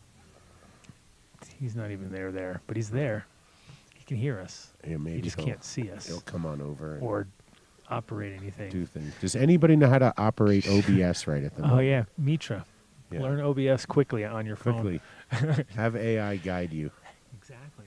Yeah. Soon enough, though, we'll be like that. Oh, somebody else walked in, but no OBS. You don't know how to use OBS? Don't ask. No? Okay. Don't, What is don't. OBS? No. It's operating system for the video. Podcast. Gather that. Placing frames and pulling up stuff. Doing stuff. Doing all that fun Doing stuff. stuff. Oh, the fun stuff. So Mark just left us. 'cause No. I'm sure he had a very good reason. Let's He- send I him will love. see people if they come into the Zoom. Okay, cool. Just I will see people if they come we into hear the you. We hear Thank you. You don't hear us? What's going on? You hear me? You hear me? Yeah. You call me Yeah, on I my hear cell you. phone? Call me on my Okay. cell phone? We thank you. So if I see someone, I'll run over there. All no right. worries. All right, you Yes. run. No, man. run. Barbecue is important, man. I love your barbecue. You stay on the barbecue. Nick, tell Have Nick you- to watch it. Have Michelin star chef? Have you had? He's the one that started it. Have you? We're gonna just clarify something real quick. That is a figment of some stoner's It's imagination. a fig Newton on of the someone's show. imagination. I have worked with No. really good food. Yes, I just Michelin read star. it somewhere. I Dave made cooked it in up. Colorado, which really hasn't had Michelin until the past 3 years, 2-3 Oh, years. that's good. Then you can claim anything. Yeah, I don't think they, I'm pretty there's sure no- Adam there's made it no- up and wrote it down. No, I did somewhere. not. You made it up, and I believed you. I was. Why would you do that? How long have we Someone known each shouted other? it when I left one night. They were like, "See you later, Michelin star chef," and I was like, "Yeah, what? See you, bye." Someone yelled at you And from- maybe my wave so what back we have validated. to say is Michelin star chef. No, we just spell it like Michigan Star Chef. We'll change it. You been to someone- Michigan ever? What's that? You been to Michigan in your life? I have. All right, that's good enough. Is Michigan that- Star Chef. Is you that go. kind of I like don't think the, I've ever cooked in Michigan. It I looks can't say, similar. but yes. Most people won't see it. that's kind of like the skit from In Living Color where he has the business card and it's all shiny and he's like, yeah, but that's not me. I'm on the back right here, and it's written in crayon. You know, Yeah. They say there's no such thing as bad publicity. right? definitely not. I've had a like My truffles. Came Hence from- the reason I why had a Mark guy, I leaves had a guy that back in picture the up. day. I had a guy back in the day. I don't know if he was Michelin star necessarily, but he was like a really good, like he was a real proper chef, and he moved to Amsterdam, this kid Govan, and he one day, like, so then years later, like, it was kind of funny, like, he was not a very good edible chef as far as like edibles go, but he was an amazing chef. But he didn't understand infusion at all. And It's a different world. When his like, so I was trying to get him like, so I was making butter and I was giving it to him, and he was kind of like, the problem is it's so overpowering, and if you can't use it like normal, you can't be like, oh, I'll just replace it in the recipe. It's like, and it tastes like weed. I mean, there's no way around it. Almost. Yeah, the old school butter is full of chlorophyll. So we didn't really have the best infusion techniques as far as like, but he was making killer products, and he was like just like doing the classic where it was like what you don't want to do with edibles, which is, oh, I'll just put a little bit on top, it touched weed, or it was like it wasn't strong enough. So I was like, no, you got to make them like this. And so I ended up making. We made our own. We made like a chocolate that was super potent, and then we went out and bought a bunch of donuts and just fucking slathered it on these donuts. And we're like, no, like if you're gonna make it, you got to make it strong. And he ended up, then he ate one of them because we weren't gonna bake anything. We just were like, it's got to be potent. It can't be like like a fucking dry martini of weed or something. You know what I mean? Where it's like, extra dry. I just wave the weed over the thing. Back in the day, I remember it was overly potent. It seemed like the old rule, like. Well, he wasn't like. That's the problem. Is he was a fucking. The funny part of the story though was I got on a plane 20 years later, fucking opened up a like magazine in the plane, and I look and I'm like, wait a minute, fucking Govan, what the fuck's he doing here, right? And he was like, he had won like Master Chef, and I was like, oh, dude, he fucking definitely went on to actually use his skills properly, but he was like the overall winner of the Master Chef series and blah blah blah. Cool. Yeah, so it was just kind of funny because it was like, we were, and I remember just like he was so talented, and we had this little tiny kitchen at the gray area, and it was like upstairs in the gray area, like that. You know how big the gray area is? It's about the size of this table. It's like this table times 2.5. You've been there? You didn't go to the gray area? No. That's the only. It might be as wide as from right here until the desk right there. Don't quote me. It's just like one of the only like you would know American-owned shops out there. So it's kind of like a lot of Americans end up there going, "Oh, dude, you gotta sell quarters here." Like everything. The way we did it was we just did it the way we used to do it in America. So it was kind of like we just used baggies, and we were doing quarters, and we were doing, it was like, so everyone over there is like 1 gram. Yeah. Please. Yeah. I'd like we're half a gram. Can I get a quarter gram? And we'd be like, no, because they're super cheap, And we went to so many places. I honestly probably went to 30 coffee shops. Nice. 40 Bluebird, coffee of course. shops. You went to Bluebird. Remember that? I'm going to ask him all these places. Yeah, he's like, it's been in such a. Homegrown. Like, remember Space Cake? What year did you go? Weed. I remember waking up with 97, 97. Was Homegrown Fantasy still open? Yeah. It was not. It was the summer, I think, of '97. Grasshopper, No, Chocolata. '96. What's that? Grasshopper. If you didn't go to Katsu, you went to Katsu. You went to the really Katsu. hot. No, he would. How would he go 3 there? days straight. Well, you never know. You never know. I remember the Van Gogh Museum. I Oh. remember, Oh, that may be Katsu. I remember, like, brand-wise, the different places we went, the different coffee shops we went. No, we went to a ton of them because we realized that when the strains that we were after, they were everywhere, right? But we wanted to know where the real, actual seeds were. tough. They're at Katsu. Super hard. Especially at that. It was a So good we year, just- though. It was a good year for seeds, just because there was a lot going on right around that time period. That was like I had the bubble gum, and they had like I think the Sensi Star was out at that time, and there was a few other strains that were pretty fucking good. That were like that was the birth of a whole range of stuff. Because when we started, it was around 95, So, 93, sorry, 93. And so we'd already had a couple years in. That was a good year. 96 was a fun year. Oh, yeah. I had green hair, I think, at the time, probably. Green. Had cornrows. I had green cornrows, I think, at the time. Yep. Didn't suck to be Adam Dunn. Riding around on my lowrider. I was 23. basically riding around on my lowrider, getting fucking dropping off, and then, because I didn't think I did, at that time I didn't have my Vespa car yet. That was a little The later. Vespa. That was a little I later. I heard was still- stories. Yeah. Yeah. That was another era. That was How many people almost died in the Vespa car? not die. A couple. I flipped one. I flipped one. Not flipped, but I rolled one onto its side at one point. That was my old Vespa car, but I just had too many people in the back and fucked the weight ratio up. And hit a corner, and it was like one because it's a 3-wheeler, so you're gonna go over it like at least once, right? And then you learn your limits. Yeah, and you're like, oh shit, we're going over. How long did you live there for? 21 years. Oh wow. Long time. Wow. It was a proper era. It's one of those things too, where like I've been here now for 14 years, and so it's kind of like, oh shit, it's just a few more years, and it'll be like that 20. Basically, like you start looking at your slots. You know what I mean? Like 20 here, 20 there, and then had to grow up at some point, right? So there was that other 17 or 18. Yeah, Peter Pan. Yeah. Maybe grow up, not really grow up, but kind of grow up. Yeah. Okay. Yeah. Let me know how Captain Hook is. Would that be Captain Hook? Right there. I've moved around a lot, not internationally, but I feel that, like you see different chapters of your life. I spent a long time out in California. Nice. Long time. I mean, I would say I grew up in the Midwest. That's where my family roots are from. But there was a part where I had like probably equal parts Colorado, California, and the key is to get out of your fucking home state as fast as you fucking can, or else you get trapped like at townies, like your old townie crew. You come home and you're like, you're still sitting in the same fucking bar, the same spot, doing the same thing. Yeah, but you say that, and now I think to myself, with 420 a week away from us, where's the Mecca right now to go to? New York. Washington Square Park. Oh yeah, that's for sure. I see the pictures JJ started to post already, and I'm like, I find myself looking at Southwest going, holy fuck. Oh no, it's for sure. If you can go, do it, because it would be cool to get Jet Suite X, so I could take Pauline with me. Boots on the ground.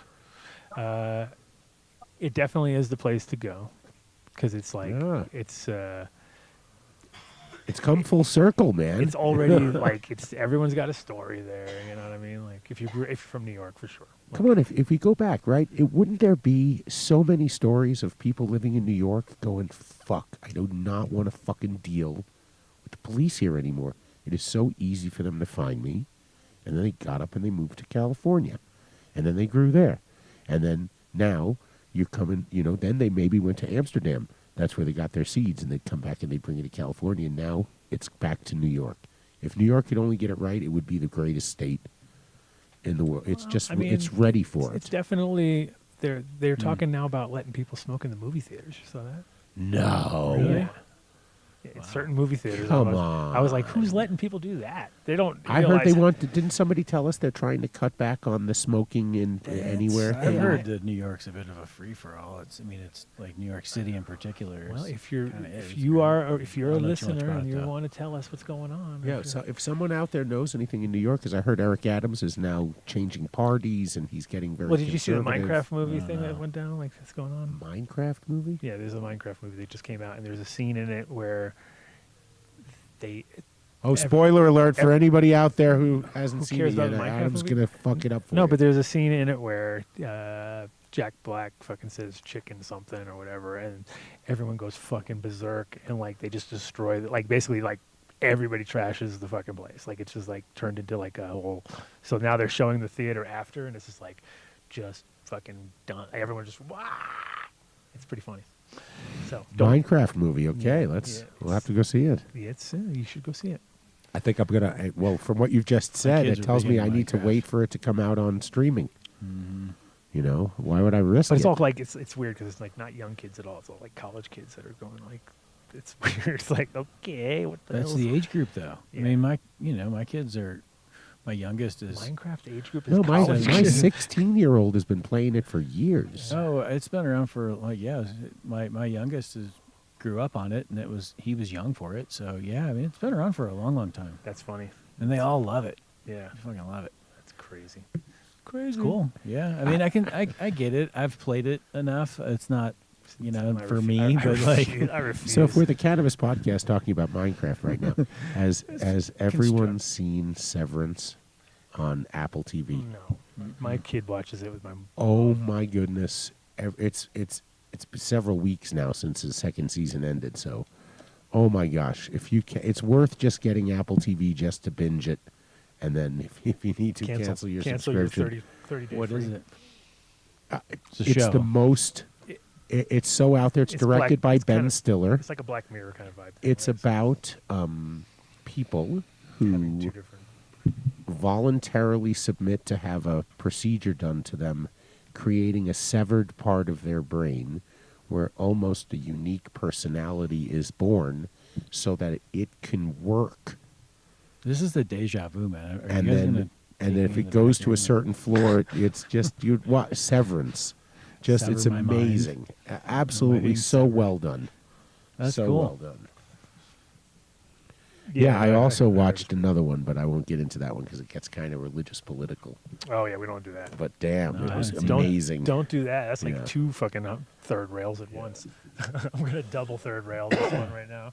I'm going for religion and politics. Well, I wrote to Andrea. We'll see if she zooms in. She's a cannabis nutritionist out of Las Vegas. See, now that's you had me cool. confused because I didn't know if that was part of his deal or not. Because the way you had he copy I pasted saw that. your- I think he that's copy awesome. pasted She your does. message and then Oh, getting me all mixed up. yeah. So I was I'm like, really good at that. yeah. We're doing this a long time, and the interesting thing is every time we get into really a hash discussion, as we were earlier, that's the milk he put out for me to drink, to stick around. Right.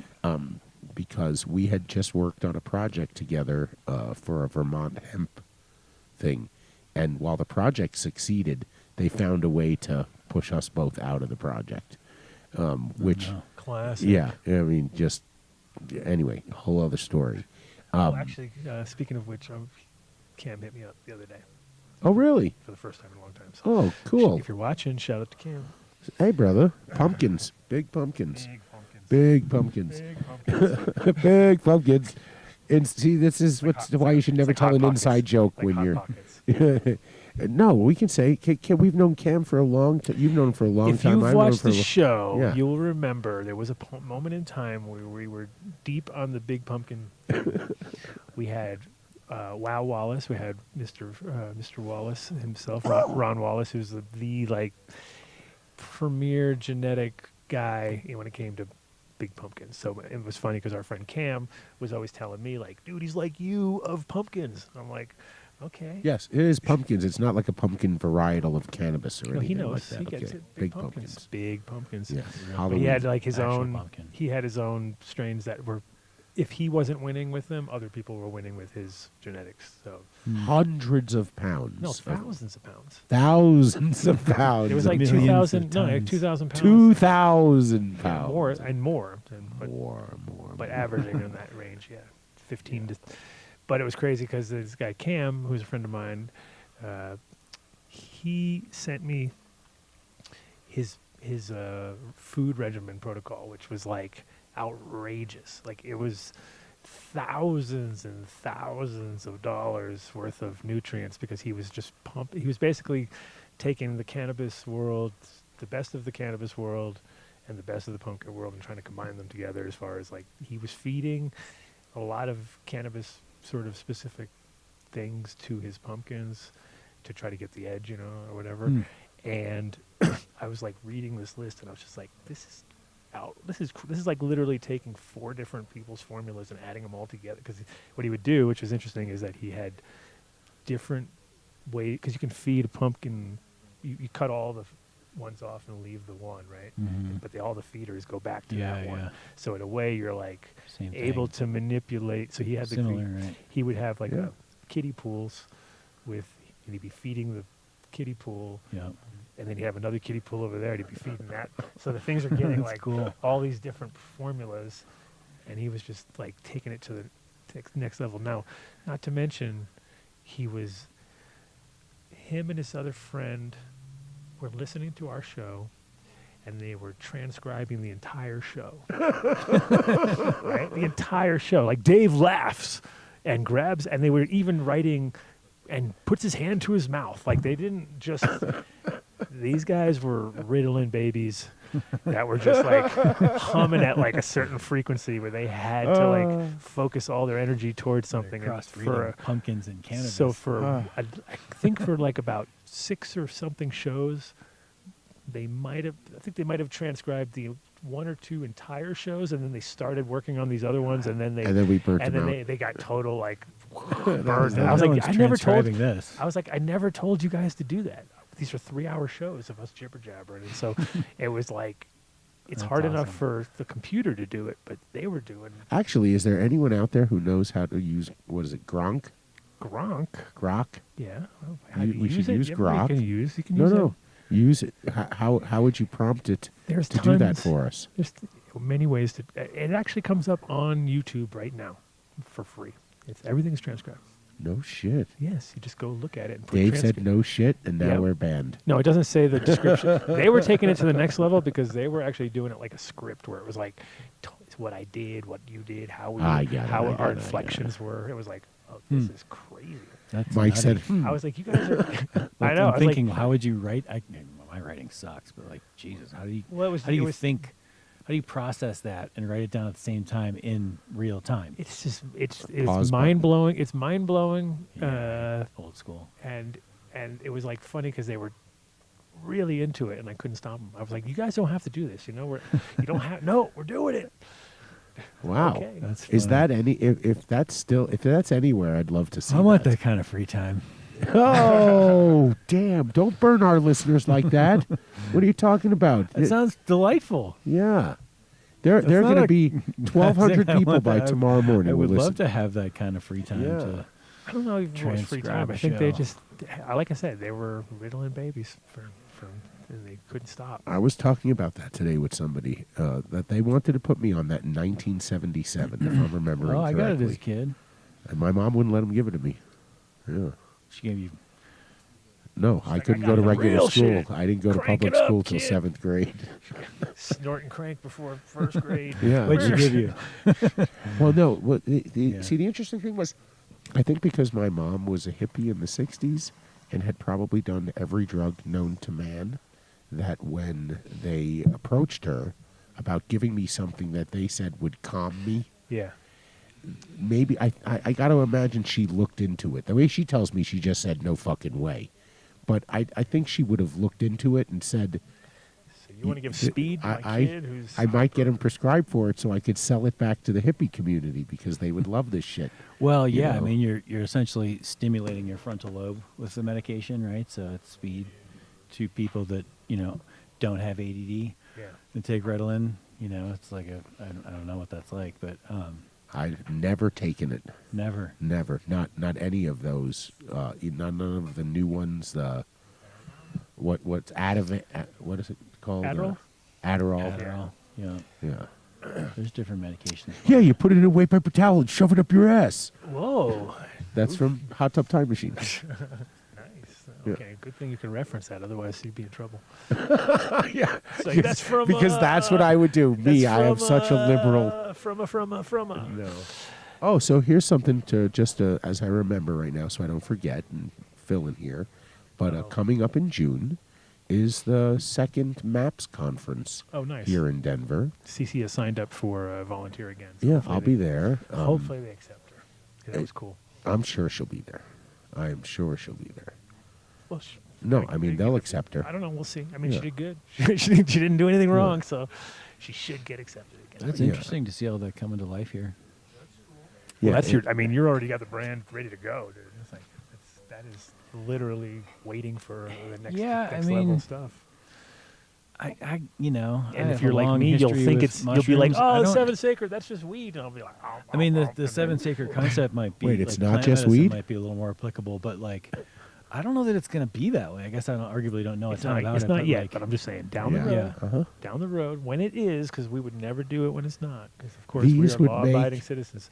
The best microdose yeah, psilocybin Oh, I know. for the Yeah. whole like yeah. soccer mom. Well, you can do like community. Lion's Mane and stuff like that in there too, which then kind of adds to the whole. I mean, you could always Yeah. do that as a sort of separate line anyway if you might ever wanted to, but Party. I think there- that Well, we my took- my personal belief with like mushrooms and edibles and like the commercialization of it is I don't think it's I don't think that's the form that the mushroom wants to have. Not to sound too heady, but like just think about how it's been passed down through cultures, and it's an experience. And I understand you can go out and pay a therapist a lot of money to hold your hand while you're tripping, or there's the way to learn about it safely through the community. Well, but I think if you do, I don't know. I don't know that it ever if you- needs to be sold in a dispensary in mass quantity. I'm you not know? saying that. I'm just saying this No. is an amazing Oh, product yeah. to deliver that.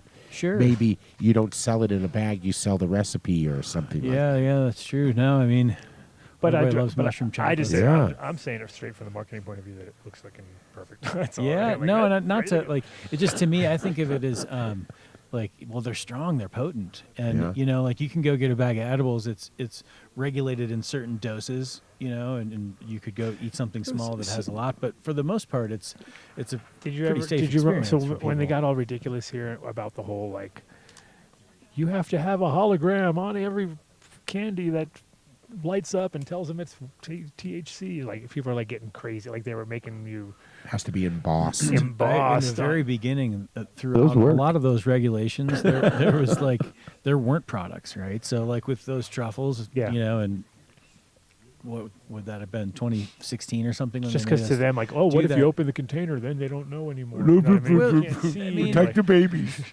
protect the children. Protect those I poor used to babies, Mike. print Don't on, let them. printable icing paper. Yeah, I had a exactly. printer with edible ink, Yeah. and I would buy these icing sheets. There was such That's a not fucking pain in the compliant. ass. No, it was. Not now. Now that has to be embossed.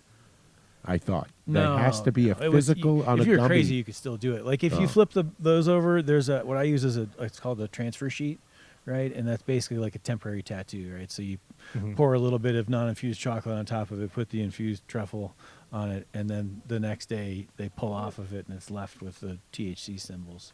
It's not. And I don't think it's a bad idea. Just that in the beginning they would give us a year to figure it out, which was kind of nice. But there were no molds that had THC symbols. Those companies didn't exist in cannabis. And so I used to print those things out and cut them with there the was- scissors and then put them on with it. It was such a giant nightmare. But Oh yeah, no, I bet because I Now remember when there's I a lot remember when they more first tools. started talking about it. And I was thinking to myself like, how are they going to even do that? Like I was like, oh, it was like unthinkable as far as the amount of extra work that was like being added to it. Yeah. like, with certain products because of the size and you're like, okay, how are they going to do that? You know what I mean? Like, I mean, again, I don't think it's a terrible idea necessarily. I think that most applications are. It's a tough thing for an entire industry to execute properly. Like the transfer sheets are probably the best way of identifying it. Sometimes, depending Sweet. on like whether you have sugar on it. I see, you see people spray stuff on. There's those machines like the M&M machines, that like spray things on. oh yeah, like Yeah, those are they're, M&M they're machines. like it's called the Mark and Minaj. It's where they actually like there's a little printer that's about yay big, Yeah. and it squirts onto each one.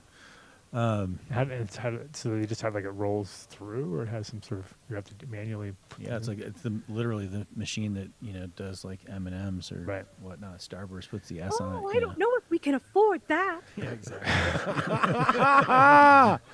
Yeah, that sounds. Fitty. That sounds Wow. like No, definitely cannot a pain in afford the that. ass added So expense. I've seen people do stencils, with airbrush. What a job! What do you Yeah, do? no. I No, airbrush 5,000 edibles every day. gummies. I'm airbrushing edibles. One at a time. Wow. Yeah, no, it's definitely. Well, nowadays I don't know if it's every state is doing that, or if that was the Colorado sort of idea that.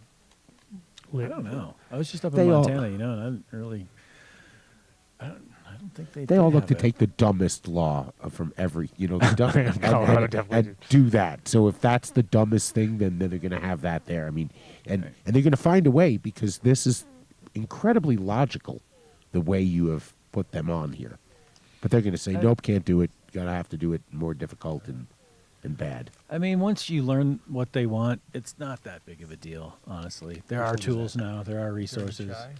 Oh, I didn't try that one yet. Oh yeah, well you're not allowed because this is like triple sugar. So all of these Okay, so that's what we're talking The about. flavors, like this one's dirty chai, right? So like I make a chai toffee, and then I roll the chai toffee or the Oh yeah. salted or the peanut brittle or the Mexican chocolate. I make toffees for all those, and I mix it up with sugar, and then Cece roll will the like truffle this in one. that. So that's why it's got a little bit of crunch Cece, to it. I'm bringing this home to you. Oh my gosh. Yeah. Those have the Tripoli espresso in them as well. You're horrible. Hippie speedball. You're terrible. I hate you so much. I know. You've tripled your sugar intake for the year now. Oh, sorry. Oh my Curveball. gosh. No, that's on point. Is it pure cane sugar? Organic cane sugar, and like so I make toffee, break it up, grind it super fine. It's kind of a process, but I make Dave, a sounds sugar out dangerous. of the different flavors. Dave, you could go in the room and just breathe sugar. So like Mexican chocolate, chai toffee, Like castor sugar? toffee, peanut toffee. What's that? Like castor sugar? Or? Ooh, now It's we're like- talking. It's Super it's fine. addictive. It's like a like a crisp topping left in the bakery. Holy shit. That was so good. It was terrible. Terrible. I mean, it's really, honestly, pretty. Thank you. It's pretty basic though. It's just I make fucking taki and I roll it in really high-end chocolate. There's dark Look at chocolate him being and milk all chocolate. modest. The company that I buy yeah. from is it's called Calibo.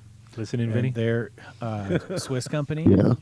Okay, I'm just checking. It's good stuff. It's just quality ingredients, right? What's the You know? recipe again? Can you taste the rosin? No. Not like specifically, but it tastes. Chocolate. Didn't get ready to write pretty this down. really What's the good. recipe again? What's the recipe? I'm kidding. It's really good. It's very melty. Go to Very Yeah. good. 1136 Yuma Way. How about we get some? Damn. Is there a serious coffee one? That was this That is one. it. That was this one. So, Oh, that's right. The espresso hazelnut. I've also done. Oh, this is the Mexican. These are the Mexican truffles, chocolate. right? And Look at him. He's grabbing now. He's like, dude, you had way too much sugar. No, I don't want I any better of be those. coming over. What's going What's on over going here? on with my phone? What are you talking? You're talking See, to? Oh, you're Siri's talking taking to fucking directions. Alexa. It just answered. What was the question? I have no idea. she picked up on what you were throwing down over there. Oh It's yeah, like you're you're. getting about to eat too many edibles. Dave. It's always serious. Like Dave, Dave, stop eating sugar. Dave. Oh, this one I got two Dave. connected to each other. That means it's one. That counts as one. It right? counts as one. Look at that. A twofer. Totally counts as one. This That's is like it. this could be worth a lot of money actually. Like coming out of the factory, like Jesus and the "Fuck, grilled he cheese. fucked up. It's like a mistake Pokemon card. Yeah, of course. I also Which one is make this? a line of caramels Mexican chocolate. that which is are already- next up. And so when I was in Telluride, I was driving around. I'm a chef. I bought produce from the Western Slope for like a long time, Mhm. right? And so I was doing deliveries of these truffles, and I was like, God, I know someone processes like all the peaches, all the stone fruit, all the like. Where's the place to go? And I thought about it for a long time, and then I actually stopped because I would stop in like the Hotchkiss area to get just produce from places and whatnot. And I finally got determined, and I pulled up to like some big peach warehouse, right, on someone's farm, where they have the giant 20-foot tall stacks of peach barrels. And I asked this guy, and he speaks Spanish, which I speak kitchen Spanish, and I'm like, who processes this shit? And it was an interesting interaction and conversation. And I got out of him, turn around, and look across the street behind those bushes. And I was like, okay, interesting. And so I followed his advice, and I found like a GMP facility that like processes all the stone fruit for a lot of different companies. Since then, I work with different orchards and whatnot, but it's been a ton of fun. I launched it when I was in Telluride. When I was in Ophir, I just basically was in my own little kitchen, had a couple people help me here and there, but couldn't really afford to entice anyone enough. But I had this idea for GanjaBee, right, which was just what here food-wise is local. Honey, stone fruit, basically. We're not California, but we're not nothing either, right? And GanjaBee is kind of a fun, I think, at the time I was thinking like I worked with a lot of different grows and dispensaries and I drove around and sold edibles to people and was part of the culture, so kind of like the worker bee maybe is how I felt about it. But I made the caramels and I sent them out to all my stores and like everybody said yes. And I was like, oh shit. Like I don't know if I can like make a whole another line. And there were other reasons and we moved up here 5 years ago from Telluride, and I went to a manufacturer and I had this brand GanjaBee, and I had done the logo, and I wouldn't if I didn't think I had to. I don't think I'm like a graphic designer or anything, but it was like this cultural hit, and then I moved up here, and I kind of landed at this overly corporate, lab coat kind of a white label facility place, and they shot down the idea of doing GanjaBee. So I'm going to do the caramels as GanjaBee because this was always what it was meant to be. They're super popular. There's 4 different flavors. I use peaches and apples and cherries and honey, like I said. Honey I get out of Durango, which is there's a facility in Durango that similarly processes all the little bee farm stuff. So it's cool. It's been fun, and I'm excited to do it. That's awesome. Yeah, there was I think up in near Longmont somewhere, there was a farm that my friend had a hemp farm at, kind of like I think around 2018 or 17, like kind of like that heyday moment where it was, oh, dude, and then, between planting and harvesting, the whole world changed, as far as like everything collapsed or whatever, and so it was a bit of a washout as far as the hemp side went, but what the lady whose property it was, she also did bees. And she was like, holy shit, dude. I am like doing 10x on production here now. All of a sudden my bees are like fucking loving it down here. She was like, this is crazy. Like she's never seen, because it was just, they were growing hemp, so they weren't really separating all the males, and it wasn't like, so it was like, not like a Sensi field or something. Yeah. So they had lots of pollen to fucking play with. I mean, fucking ridiculous amounts of pollen, because you know how much males producing if they're not separating. Because it was also one of those years where I think they kind of gave up on it, because it was like, oh, not even worth harvesting half of it, because that was like the bad year of it. That's interesting. I mean, yeah, but it was cool to know that the bees were definitely gorging on or at least getting stuck up with as much pollen as possible. That's back cool. To the hive. Such a plant. So it's a good combo for sure. Yeah. Well, and honey's in a lot of different things. Well, like Manuka honey is awesome. Like if you get real. I would love to know if people would like stuff like that. I mean, it's easy enough to do. And sometimes I hear, is these things, the ideas that I have are too niche. But I think that I hope that this whole shakeup of the industry right now, I hope the culture of the community, the business community, succeeds and sticks together and gets creative like that. I mean, it'd be cool if you had more. It would be fun to see those like types remember of things. the ganja guy. What was his name again? That guy from New York that had that spot that was doing pizzas back in the day when you. Oh my gosh! Yes. Holy shit! What was his name again? Fuck! Yeah. Someone. Ganja. You know what I'm talking about? The guy who did pizzas back in the day in Denver, and he was from the East Coast, and he everything. He would infuse it all. Was he like in the news? Yes. Yeah. And he always wore tie dye. All his guys wore tie dye. Yeah, I don't know the name, but I know who you're talking about. Ganja Gourmet. Ganja Gourmet. There you go. On the top Yeah. Nailed it. Yay. That's a dispensary. Yeah. What still? But that was his. Yeah, but that was his deal. Yeah. Oh, I sat at meetings with that guy. That guy was insane. I mean, literally I think insane. I was like, wow, you're crazy. And he made these pizzas that were like, questionable at best, and they were 300 pounds. Like, they were so heavy. They were so heavy. You were like, dude, this is insane. Like, this. It's not you got to think of a delivery system. Like, who's gonna fucking eat an entire pizza to get exactly? High, and it wasn't exactly, and it wasn't like a. Have a buzz and eat a pizza, not like yes. Pizza comes to have after a you buzz. smoke weed and get really high. Then you eat the pizza, but no. But like your chef friend you were talking about. I mean, I think, and a lot of people do play with it. But I think there's a ton of fun that you could have at like cocktail parties and the different ways that you could give people 20, 30, 50, 100 milligrams over the course of a meal in Yeah. little tiny microdoses in the actual food with the flavors, the terpenes, the everything. Oh, it's Remember a the ton of guy fun. that used to do it with ice cream, and he used to have to rent the freezer from the guy ahead of time, and it was that was how. No, there was an edibles brand that made ice cream for a Yeah. little bit back in the day. Used to see them at Cultivated Synergy, those events. But you're not talking about Das, of course. Ice cream. Oh, okay. The hemp ice cream guy. Okay.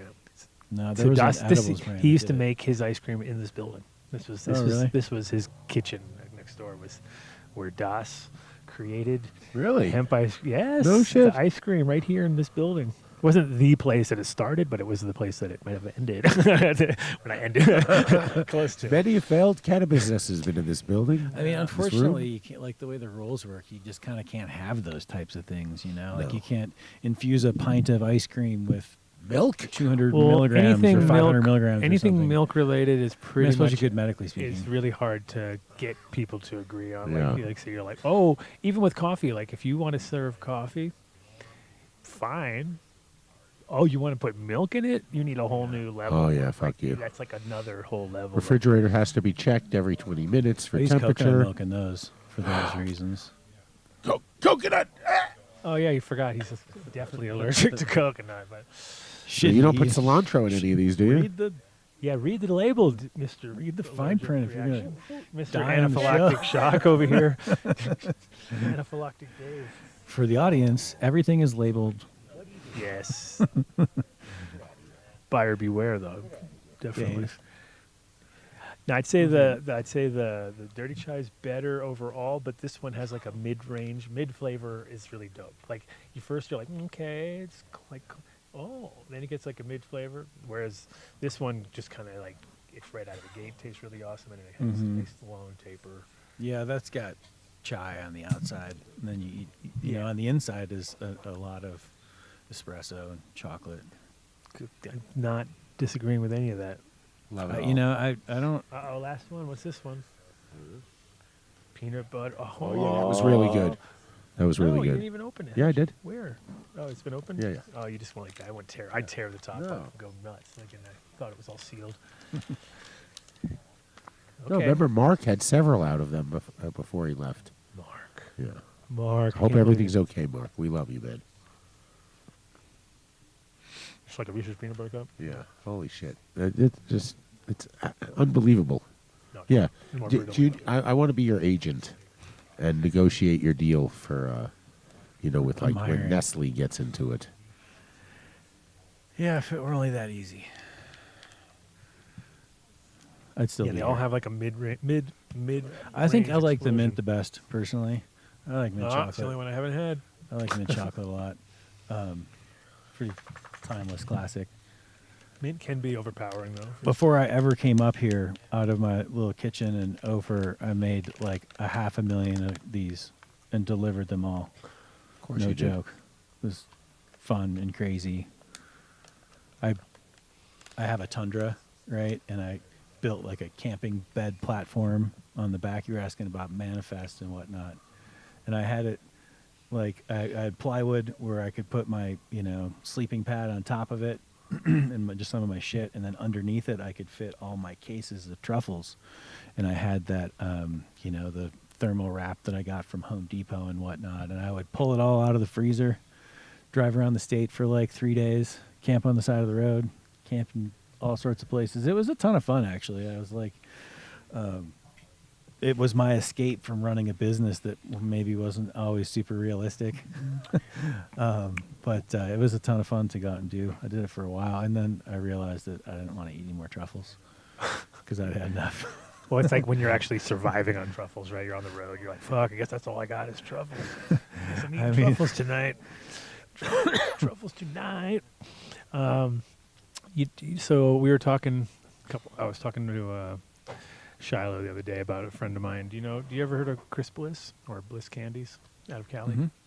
The original kind of like Keef Cats and Stoner Bars. Not well, but I know what you're talking about. You heard, yeah, okay. So it was funny because he's a good friend,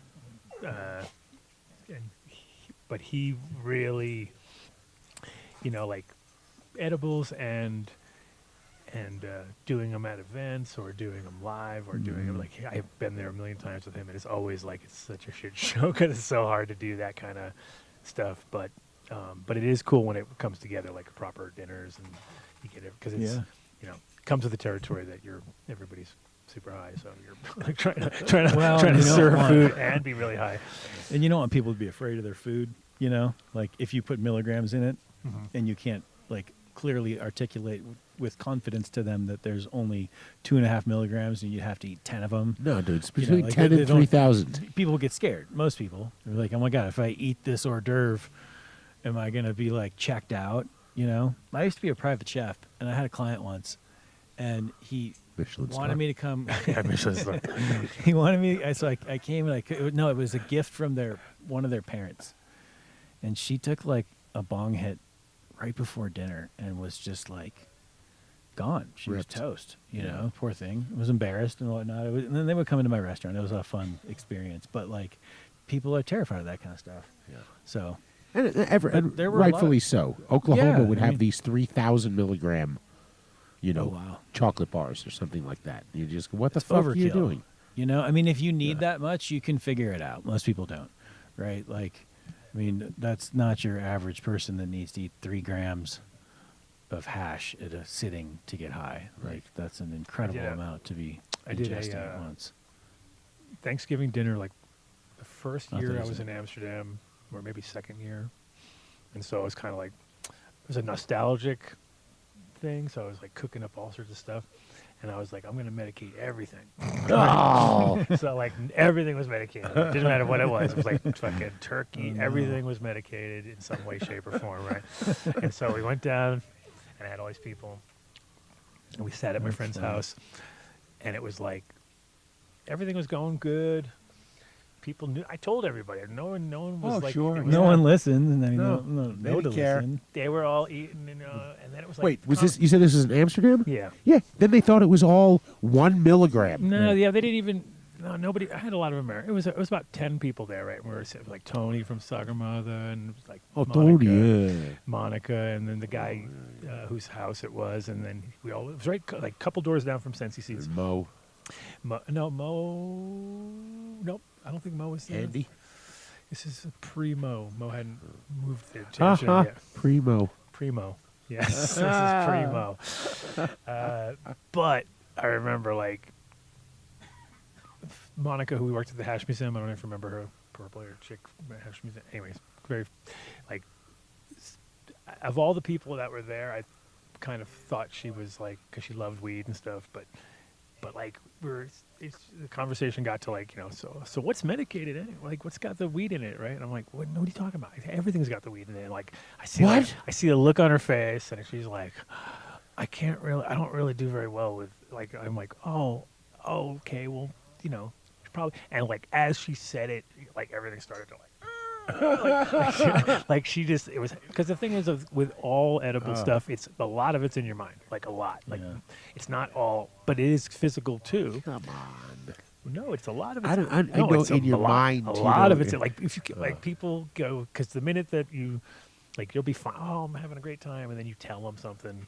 Like, oh, that's a lot. You're like, interesting. Sounds like somebody who ate a whole bunch of mushroom chocolates and thought it was weed chocolates. And I just was amazed. Convinced himself when he was hallucinating that it was still weed chocolate. Yeah, well, it was cool. I mean, you can have psychedelic experience. See, I was hoping that's what it was. I was like, this is great. Did you hear the story? No. I love the story. Well, I know. I just because it was at a Shroomski event. Should have been probably thinking, hey, I'm at a Shroomski event. Here's a chocolate. My wife gives me a chocolate. I look at it and I see like 700 milligrams or something on the back. So I'm thinking weed in my head. I'm like, wow, somebody finally made a chocolate that's strong. Like I like. Well, I'll keep it. I'll put it. And I put it away. And then the guy came over wearing a T-shirt from the same. And he had these little pyramid things. And he was wearing a T-shirt. And I was like, oh, did you make those? And I was like, oh. And obviously didn't say like, hey, what's in them? Food. He goes. I go, oh, I got one of those. I was going to save it for later. He goes, oh, it'd be better if you ate it now. And I just went like, yeah, you're right. Ate it. Didn't think about it. Like a couple hours later when we left, I remember like it was funny too because again, all the signs were there, right? It was like for like a second I had like an audio hallucination where it was like a like just like you get when you're fucking on mushrooms, or like I was like, whoa, that was like I was on mushrooms. And I'm looking at some shit. I'm like, this is like I'm on mushrooms, but I'm on it. And I was like, and I drive home. This is like a scene from Walter Mitty. Somebody standing there holding a sign saying "You're on mushrooms," and you just look past them, and you're just like on to the next thing. And then I got to my car, and I apparently like allegedly drove, but I was Allegedly, no, he got an Uber. and everything was like long and thin, and I was like, whoa, this is pretty cool. And I was just in my head still was thinking, this is the best weed I've had. It's the best weed effect I've ever had. I can't wait to talk to because he was going to be on the show the next day. So I was like, I can't wait to talk to this guy and find out the fucking how he did this. And the next day I woke up and I'm like, oh, I was kind of nervous that I was going to be like, oh no, I'm probably going to be all tired. And the next day I woke up, fuck, I feel great. Like, this is amazing. And so on the show, I had him on, talked for a long time. Long time. We're at 45 minutes probably. Maybe it was 25. I already talked about how great it was. Oh, it was great. Yeah, yeah. And then later I was like, so how do you do it so you, A, you don't taste anything, and B, like fucking zero after effects. Like I normally get really tired the next day. And he's like, well, you know that was mushrooms, right? And I was like, it was? No, I he goes, oh, there was mushrooms in those. And we're like, ah! And I was like, oh, it all makes awesome. sense now. Yeah. But I was convinced myself, and I was like not expecting it to fucking kick in like that at all. 'Cause I thought, oh, it's fucking weed. I could see how that could, in some senses, be similar. I mean, that's not a huge dose of mushrooms, right? And Not this thing. and Not well, from it's when just he like came a on the dose of- show. It He was talked about it. It was a little less than a gram, right. and which is pretty. I mean, if they're good mushrooms nowadays, that's a lot compared to like what back in the day when we all had just Yeah. like, oh, we gotta eat gotta eat an eighth, and you didn't really have to eat the eighth. You just probably had to eat about a half of the eighth, and you would have been just as high. Never but, occurred to me. But no one ever thought that. Till you thought, later. You kind of like, I thought you had to eat that many. I was Yeah. like, no, you probably could have. 2 stems, 2 caps, man. Yeah, exactly. That's like your minute. That was like our microdose back in the day. Whereas now a microdose is like a piece of a cap. Yeah, it was like an eighth. What a pussy. Yeah. Right. Exactly. Yeah, for exactly. sure. That was the idea. That was remember your that. starting It point. was like in high school. Someone was like, here, you eat an eighth. I mean, I was like, okay. Right. And I was like, well, should we eat a quarter? But then what we know now is that since they vary by up to 10x in psilocybin, mushroom to mushroom, and then really the way to ingest them is to grind your entire sample and then dose it out from that. You really didn't even know what you were getting. Yeah. You'd split it right there with your friends, and you wonder why your buddy had a Yeah. Sometimes you a have that rough where time. nobody, you're like, or you have like got nothing. You're like, what? Wait a minute. I've always had a very interesting on and off relationship with mushrooms. You know, like there's times where I eat a lot of them, and then stretches where it's just not. I think that's natural. I think that's kind of what they're there for in a sense. Yeah, They're not totally. really. You definitely don't want to be doing mushrooms all the time because that's definitely burning out some serious like receptors down the road of something that you probably need for longevity in life. Yeah. Where if you're like, you don't need like to go visit that place every fucking day. For, I think we've all, like, in my stretches, I've been like, yeah, maybe this isn't the best idea. yeah, you're like, what? But in general, there's definitely Note to like, self.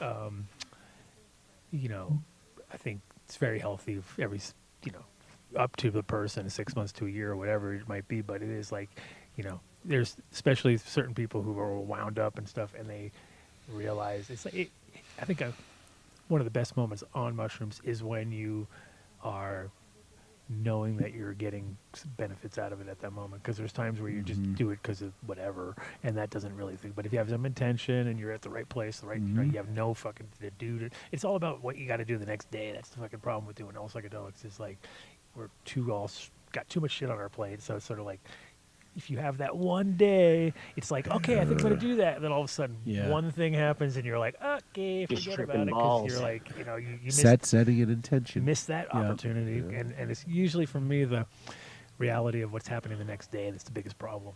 Because I got so much. For a big commitment like that, all right? If you want to do it properly, I But, mean, you know, obviously. Even just You could just dose yourself at a party and not know it, like me, and then you'd be like, that was totally worth it. Yeah, that was something. I find it interesting. Like, I came into mushrooms in very much that same mentality of macrodose, right? And then I didn't eat them for probably, I don't know, somewhere 10, 15 years, something like that. Because I was like, I don't know if I really Sounds want to like a devote guy that I time, know. right? Yeah. And one of my buddies at a show was like, hey, you want to eat some mushrooms? And I was like, eh. and I kept seeing a mushroom appear in front of my face, and to just kind of be a smart ass, I would like break half of it off and be like, here, Ted, here's the other half. I don't really want it. But I kept eating the little bits and pieces, and at the end of the night, pretty late, I mean, maybe I had a half a gram, maybe, throughout the course of it, and I was like, wow, man, that's really crazy. Like, I feel all the good things of it, but I don't feel like intoxicated by it. It's not like an overdose of the truth that I have to stare at for fucking 5 hours. And then overdose of the truth. Oh my goodness, that should be a book you should write. Well, that's what it is, right? And then I started to play with the microdose aspect of it. And what I think is my point is, what I think is fascinating is just that, like, when you take, if all your frame of reference is macrodose, and then you experience a microdose where you can change how you see things and react to things and interact with things without the buzz or the strong dose of the truth to get you to wake the fuck up. I think that's incredible. I mean, we had a stretch where we were definitely doing every single show, like getting here, making sure we all had like on some sort of level Ding, of ding, something. ding, ding, ding, And- ding. and- We and- were. and there was times where it was like that TV was fucking 3D. I was all like, like things. There were some strains that would make you. I just didn't want to talk. I'm like, I have nothing to say. I'm just, makes for not the best. And it was funny Yeah. because show. I pulled out. I can only imagine. I still had some of Mark's albino ones that he had given us, those little tiny ones. yeah. And I was looking through our thing, and I was like, oh, these. And the thing is, because they're albino, they don't have that classic, like, everything's all blue, and you're like, oh my God, it's going to be so strong. So you kind of, psychologically, you're just like, It's like the potato chip but ones. then as you're eating them, they're so, like, crunchy and light. They're just like, you're like, wow, these are like potato chips. Oh, like, that's what you were talking about. oh, they were Yeah, awesome. yeah. They were so good. And, but we gave some to another girl that came back to us. It was just like, that was fucking, because they were so used to just, everybody's got the dirty sock fucking mushroom bag that you grew, like that's what you always think of. And there's so many different strains out there now. Right. And it's amazing, like how strong some of them are. Like the Enigma, have you seen that one? I know Oh, what you're yeah. talking about. Yep. It looks like a brain, Mhm. a coral or something. That stuff's super, Super potent. potent. Well, if we're giving shout outs to mushroom people, Yeah. so Oh, yeah. I have a friend. He's a healer, a practitioner. He does massage therapy work on veterans with PTSD who have trouble with touch in general. He's a giver. I gave him some of Miles' adaptogens. So I'm going to give his website out. It's adaptavibe.com. ADAPTAVIBE.com. He, just came. It was like, oh my gosh, what's in them? How do I get more? Well, they're like combo nootropic and mushroom, and they're very I smart. mean, he Yeah. just felt they were I think that's for it. his whatever neurochemistry and his intention, they were the absolute perfect medicine for him. I hope that's the direction that it goes, commercially speaking, because I don't think it's very realistic for people. Like, everyone can't afford to pay a trip sitter, No, that's- and that doesn't make there's a any lot sense. more value, I think, to most mental health issues in microdosing anyways. And then if you can combine it with other things that are beneficial for someone like that, Right.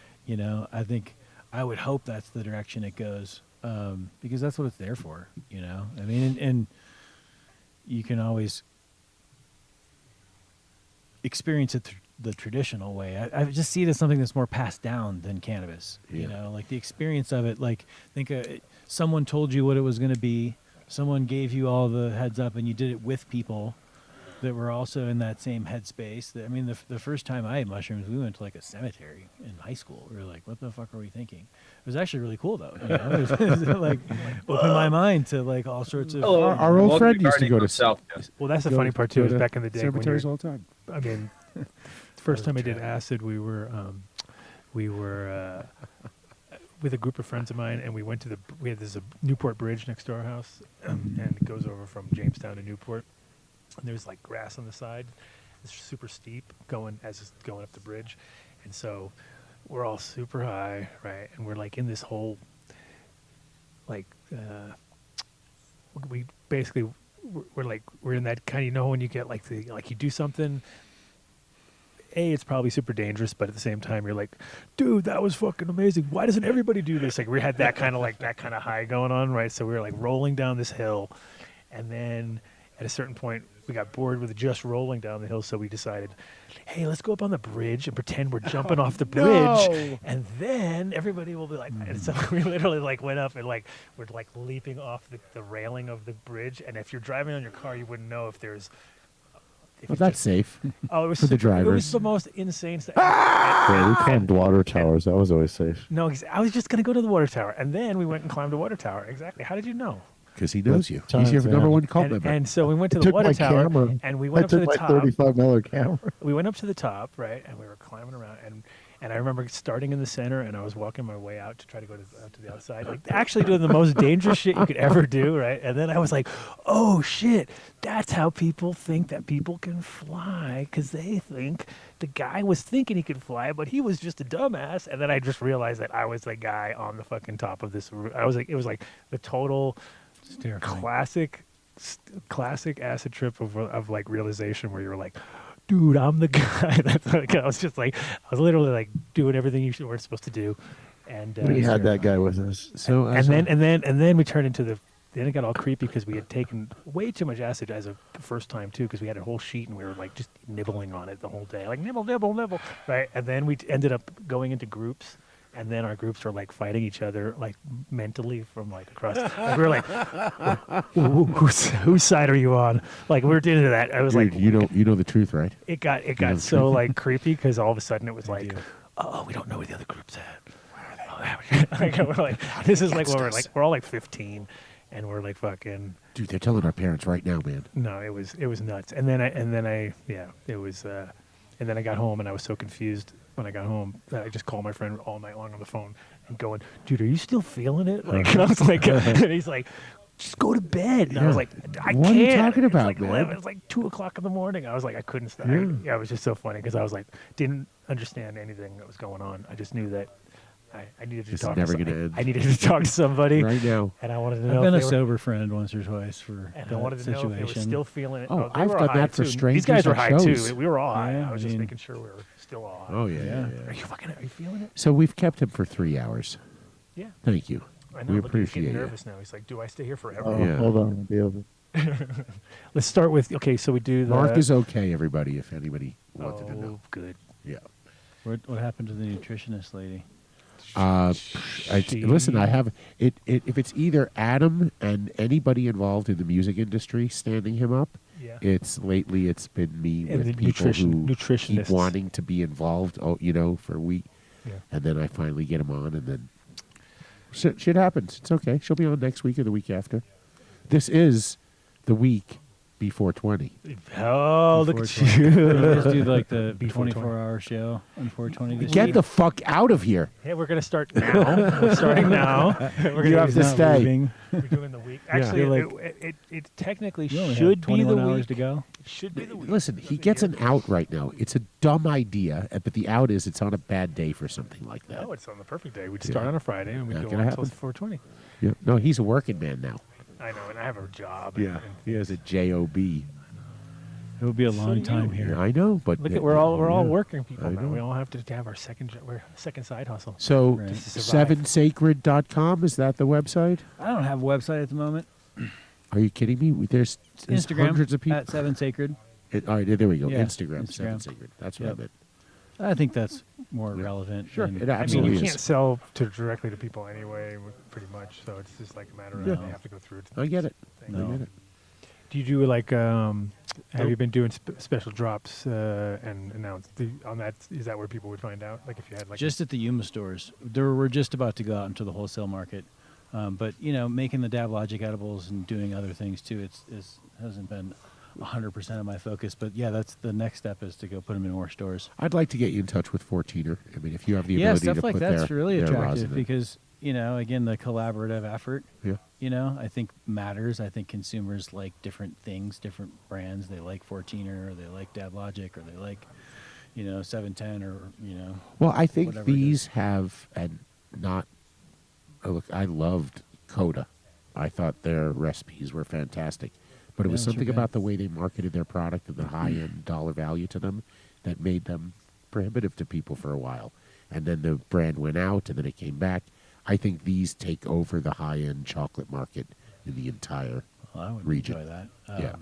You know, He's it'll be interesting to he's see just what thinking how happens. much work he's got to do. He's like, God damn, Dave, stop. Why can't you just train somebody? Look what Vinny's done with this I would place. love it if they went viral. I have a Yeah. life, you know. I mean, I work. The show for gets a living. 10% It's- though it's for not, the you know, the intro. being in cannabis edibles has been a great experience. You know, I haven't had the big ticket, big dollar idea, so to speak. I did just win the award for the Mega Mini for the best gummy. We'll Gummy come up Award, with it for which you. is You awesome. do That if was you that can was make that it. was definitely great. one of the, that's a pretty fucking baller product. That's like, you know, presented. Like I said before, it's gonna be hard to top that one. It's gonna be hard. To I mean, top. it was great. You know, it was 'Cause nice it's- to see that was a write-in vote. That people cared that much about it. So it tells you a lot about what people are after. But Yeah, yeah, so that's one of those. You'll strike it again, I'm sure. So. Here's to feeling good all the time. the Seven Sacred, the red one over there, the salted chocolate and toffee. Oh, that one. Yeah. That one got second place in the High Times People's Choice contest. I think that was 21, 22, something like that. So that's fun. I like the Nice. people. I like the awards that people give out. No, you it's know, always the and best. To anybody who voted, thank you. I totally appreciate it. It's always, those are the uh, ones that actually mean something. For sure. It's like back in the For day us, when the Cannabis Cup used to have the press awards, right? So that all the press people would have their own award, and we won that a couple years, and I was always like, that's the one I like because these guys actually, all they do is take photos of weed every day and Yeah. go to people's gardens, so I trust their opinion Yeah. more than I do. Like, I mean, I would with a general public, but if it's like celebrity judges or whatever, it's always just kind of like you don't really know, like, or if there's Celebrity judges. you know what I'm talking about. Of course. Yeah, you're like, that don't mean nothing. Yeah. I'd rather have, but press people were always like, yep, these guys actually, that's all they do is like deal with people and weed, and if they see like something that they love, and There's a difference between Danny Danko judging your whatever it is Oh, and damn. somebody who reads Danny Danko's column judging what you're doing. But anyway, Meta. when I sit down lately, and I got to be honest with you, at the beginning of every show, all I think about is the barbecue that I'm going to have after the show ends. Look at that, Vinny. It really is that good. There are more and more people Was that the stopping segue by of the burnt day? ends earlier. Yeah. Segue of the day. that Here it Boom. is. you should There you just go. There it is. it is really something, and it's almost been If Mike wanted honed. to come in here I and had do some some of the Michelin burnt star ends. chefing, we could add the Michelin star to the place, right? Oh wait, are you allowed to give your Michelin Yeah, star he to Vinny? He can. He could just come in Vinny. and There'd be observe a it. star on the There wall. you go. It's loosely owned. Michigan Right, star. let's Put a star on the No, wall. I had some again. of the Michigan burnt star, ends Michigan earlier. star. They were perfect. We had the discussion. So burnt ends only cater to people who eat Do you meat. do the If you don't, test? Do you do that test? Vinny? The hang. Yeah. Are you doing the hang? hang No, low. I don't. What? You have to do the hang. I saw that. Those I- guys, they all do the hang. Those guys suck too. Is that they suck? The Don't hang. hang. What My is Don't the shit's hang? good, man. All right, I'm just checking. My 'cause shit's pretty I good. was You touched watching it, guys, Adam. and I know, but I was watching these pro guys, and they were like, "You gotta fucking go bra," and I was like, "Oh, It's I never all- saw this." That's always going to come at It's the got to end. have a certain amount of like bend. They can't Yeah. bend. Too. This is coming from somebody who doesn't eat meat I in the don't past know nothing. 25 I just years. know you have to fucking do the old. Yeah. You tickle the balls. Tickle the ball. It sounds like you're holding Yeah. someone's balls. Yeah, that's what you kept doing. That's what I was wondering if I he beat- does it. I'm like, does I he doing beat it? it. Because I seen I'm it and it looked vegetarian. kind of. It looked I like beat he the was shit fucking- out of it before I put it on there. Oh, That man, way he's it hangs scared. good. So you need to come down to Sohai Cafe. If you catch Vinny doing that and you get a photo, you get a free pack of seeds. and Viper Come Pit, on down and catch Vinny in the act. Viper if you want to Pit help barbecue. carve, if you Wanna want to help help work? carve ribs, You want the ribs. You want the wings. You want the Oh, brisket. elote you guy. want the What was burnt up with the ends. You corn want in the the mac parking and lot? I cheese. got elotes out there, and the mac and cheese is fire. Yeah, Fire. So I had just a rando pull up. He said that he came in, Yeah. moved in from Tennessee. He's been watching the show for years. He lived in town 2 weeks. Came by to get the Dunn deal. Oh, fuck Oh, yeah. shit. Shout out. Shout Do you out. remember his Thank name? you, Mr. Nice. Tennessee. He'll be back. His name's Stop on his by. name is Tennessee. I'm not gonna. support Tennessee names Jet. right Tennessee. Come on back. Ain't no place I'd rather be. Yeah. No, seriously, Viper Pit Barbecue. is fire, fire, fire. I put, The mac and cheese is amazing. It's just out of this world. Out of this world. It's a melange of both cheese and pasta. Yeah. And then all the rubs in the sauces is Ozo coffee. Yep. So I saw Justin today. I'm going to sit down and talk with them about your idea about getting something branded for us. Yeah. Stabbing it He's got something for us as well. So you go to ozocoffee.com. You enter Done Deal 2024. Even though it is 25, you're still going to enter Done Deal 2024. You're going to get 20% off all the coffee shipped to your house. Doesn't work at the stores, but you should know that he just got back from Guatemala. He forges relationships with small family farms and has the beans shipped green, roasted in Boulder on a 1959 roaster. So ozocoffee.com, Done Deal 2024 for 20% off. Oh, he's killing me with these windows. Killing me with the OBS windows. Oh, shit. Bill so 855-877-SOIL. If you are on the Western Slope, you can go check them out in their shop, which is in Montrose. And but if you need to order them, if you're anywhere in America and you need to order organic inputs and hard to find items, you need to check out buildasoil.com. Jeremy has put together the best of the best, all tried and true. Like, he makes sure that every single input, if it says it's organic, he won't sell it otherwise. But I've seen him working with people that have big claims, and he's gone and done lab tests to make sure that they're not bullshit. And, Yeah, I've heard nothing and but find great out that things they about have them. like, commercial fucking utility. Like, well, we get a little bit from the city or some bullshit, because that's what a lot of these products unfortunately have. So You can ask them any question about growing anything. and of course you can No get the kidding. fermented plant extracts from our buddy Miles there. Felipe. And, Where do you get it? Online? Online. I see a shopping cart. Buildasoil.com. And However, you can't use the shopping cart if you want the Done Deal. You got to call them. Just add everything to your shopping cart, but then you're going to have to call them and order it. and say, Okay. hey man, Buildasoil.com. hey man, Yo. they have awesome stuff. Speaking of awesome, Yo tips, we use them tonight as we use them in every Yeah, show. we got 'em. It's a better way to smoke, and it's just a way to keep you safe. If you're a pre-roll company, we want to hear from you. We want you to package the rings with them.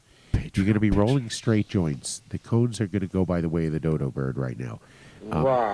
You're going to share a joint with somebody during cold, wook flu, conference cough, hippie lip season. You'd have no idea where somebody hippie lip was season? 5 minutes before they were smoking a Hippie joint lip? with you. Did they wash their You know what we're hands? talking What they about. do to their face? So you go to Terps, not herps over yotip.com here, man. or you go to Yo Products LLC on Instagram. Give them a follow. But a boom, but a Green Farms. Green Farms. Go to Green Farms Med if you're in Colorado Springs, and it's coming up soon.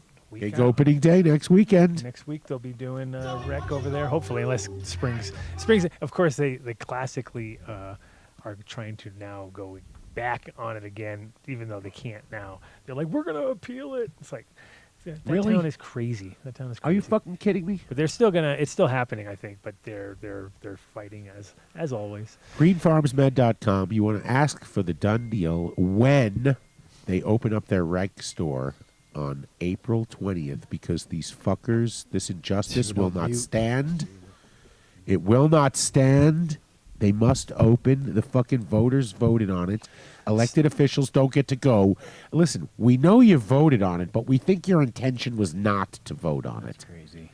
And if you saw how the ballots were set up last year, it was like, it was intentionally backwards. The Vote yes if you logic- don't want to vote for this. Yeah, vote yes if you don't like want to. Amendment 2 Exactly. back in the day. It was one of those like, what? Wait a minute. This is So you go to holoshealth.com. You can get your MMJ card, or you can get your microdose mushroom therapy. You ask for the Done Deal. You're going to get 20% off everything there. Getting your med card is just the right thing to do in Colorado. Yeah, you can use And them a if few you times. do want to go by way of the physician's office, then great. Dr. Joe Cohen is the guy for you for mushroom microdosing. And if you happen to be at his office and you're having a baby, He do can it. help you. He's the guy. He's the guy. He'll be like, I'm back in the saddle. over 35 here." years, you don't forget. holoshealth.com or .org. Time it perfect. You Or get the deal. .org. Dabx.com. I wrote to Christian today and invited him to come on the show next week, because that would be a great time to announce everything that's coming from Dabx in the next couple of months. They're going to change the way you use an electronic dab rig, Uh-oh. you'll be able to use your Boofing? Are we talking own boofing now, or is that what's going your on? own glass rig Change with the a way you completely deliver redesigned MK2. Okay, it's just an amazing product. Did you go see to go to dabax.com, enter Dunn Deal at checkout. $159 gets a Dabax Go and a cleaning kit shipped to your house. That's one of these. Yeah.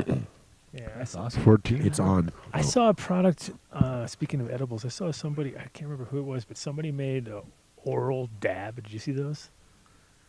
It was like powdered, looked like powdered sugar dabs. I didn't see it. Oral dabs. They were. I was like, Interesting. Let's try it. But you go to 14erboulder.com. Oral anything. You enter sounds Dunn scary. Deal at checkout. You get 20% off your order. This all-in-one vape that he's showing wow, right look at here, that. they call it the Pixie, is fantastic. It's one of the best ways of smoking live resin I've tried in a long time. You enter Dunn Deal at checkout, 20% off your order. You have to use the pre-order. You pick it up, it'll be ready in 3 minutes. I love this place. They only carry products that they sell themselves, hence the reason why we're going to get 7 Sacred in there, and hopefully So we'll they be have able a to get drop them in the middle. at 14er real I love soon. it. Yes. Grove bags. Like we said earlier, this product is there all the absolutely time. amazing. It really makes your weed taste like you kept it in a jar. You go to grovebags.com, you tell them you heard about it on the Adam Dunn Show, you give them a call, they will take really good care of you. If you have a company that you want to brand anything with, this They is have the like best. 5-pound bags, They have everything. Yeah, lined up. 20-pound bags. They got they have liners. They have liners for fucking 55 gallon drum liner. drums. Holy shit, look at that. So whatever you need, any size, 37 gallon, 27 gallon. They got it. Grovebags.com. Student glass. StudentGlass.com. Done deal at checkout. 23% off your order. That's all you need to know. They make the best double-ended water-infused bong that I have tried almost ever. If I've ever tried one. Incredible. They're amazing. Dave can't smoke it during the show because he gets he just No, stops none of us can. thinking. None of us Just- can. None of us It's can. gonna get Shut me the the fuck can, up. I could do it. Shut. Okay. No, you okay. say that. do But then it. you, yeah, Let's okay, do it. no problem. All All right, we're next bringing show, it on I'll next smoke show. the whole- I'll StudentGlass.com. smoke the whole Getting it show. all cleaned up. Yeah. Better for you. Okay. I'll do it the whole show. Needs You gave some me a alcohol. dab out of that No, thing once, fuck- and it was Yeah. ridiculous. Almost It's texted not you. just a dab. It was it's too much. Yeah. Almost texted you. Oh we my need God. alcohol. I'll do it. I couldn't talk for like an hour. I'll bring alcohol next week. Hortec. I'll do it. Look, they make the best greenhouses in the business. They have them for any climate, any environment, any longitude, any latitude, for any purpose. You go to HortitechDirect.com. You tell them you heard about it on the Adam Dunn Show. Now, I say this jokingly, but we've soon learned that it's not a joke. It's the real deal. The brushes you get when you buy a greenhouse are used here in Colorado at Green Farms Med. They're used by James Loud Genetics and so many others. HortitechDirect.com. Tell them you heard about it on the Adam Dunn Show. You get 5% off your greenhouse. I just saw a $90,000 greenhouse here. Right? Buy that one. 5% off that one. That's Rosin what you Dogs, need. go pick up yes, one. pick up 2. Grab 2. Optimized environment. Come on, grab you 2 got of those. this. You're You got expert. this. So-called HortitechDirect.com. Rock Mountain High. Go by. 20% off any of the locations downtown Denver. As for the done deal. That's for the done deal. Look Yeah, at we that. need to 6 do it. locations. Bam. Where are we going? Terpy wipes. Go. Gotta have them. A most amazing product. They've been advertising on the show now for what, 6 years? Almost 5 years? Terpwipes.com/done deal. You need a subscription. You do not want to run out of this product. If you have an Adam in your life, Every day. it's like having a messy eater My kid loves them. around. My kid's like, I need Okay? a turp wipe. Terpwipes.com/done deal. That's all you need to do. The discount will be calculated. Get their subscription and never run out. Numbnutsco.com. happened? Is it- Adam's was supposed to come in. I know. I was He's wondering. just I think he's taking a break from a whole bunch of shit at the moment. Okay. But you go to numbnutsco.com. But he is going to come in. Yes, done deal at Next week checkout. would be a perfect time. 20% off. Jerome Baker glass. Number 7 student of Bob Snodgrass, who literally changed the entire direction of the glass industry. His color-changing pipes just started an entire revolution, and Jerome Baker carries the torch right now. JeromeBakerGlass.com. Done deal at checkout. Tell me you heard about it here. If you haven't seen that logo, you live under a rock. Yeah. Uh-oh. Living under a rock. James, where are you? He was supposed to be on the show. He forgot. Where's the? Is there any text that Mark wrote? Oh, you because have he to read speaks it from the now, heart, Vinny. or Vinny, or do you get to do it? Hold on. Let me see. That's a might be I don't process. think he did. That's beyond your No. pay grade there. Whoa! Hey! Get that off! Ow! Holy Everyone's taking whoa. screenshots of everything. Hold on. They're gonna know Jeff Bernstein. You must have that in a different window. SeatsHereNow.com or IWantClones.com. Flavor of the month. 10% off Breeder when of you the enter month. Dunn deal. Ethos I don't want to save money. Sin City Seeds 50% There off. you go. Boom. And James Bean is going to join us at some point because he Flavor of the month. promised, man. Cheese. We'll Left see us- him on Patreon. Left us hanging. So he'll be on Patreon. He'll tell us more details. But Always ask for the Dunn deal. check out the vault also for cool auctions. And Well, the whole point of buying genetics online is Don't forget, how do you trust anyone? IWantClones.com. You trust Ooh, James I know somebody Bean who at wants Seeds clones. Here Now. I want clones right now. Yep.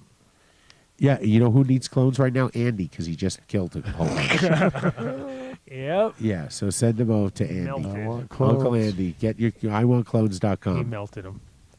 First class funk. What's all that? Hold on. I don't know. Let's do a barbecue ad again. All clones. But they're nothing. Go to theadamdunnshow.com. Wow. You need to buy one of these. Look, we have 3 cult members now. Yep.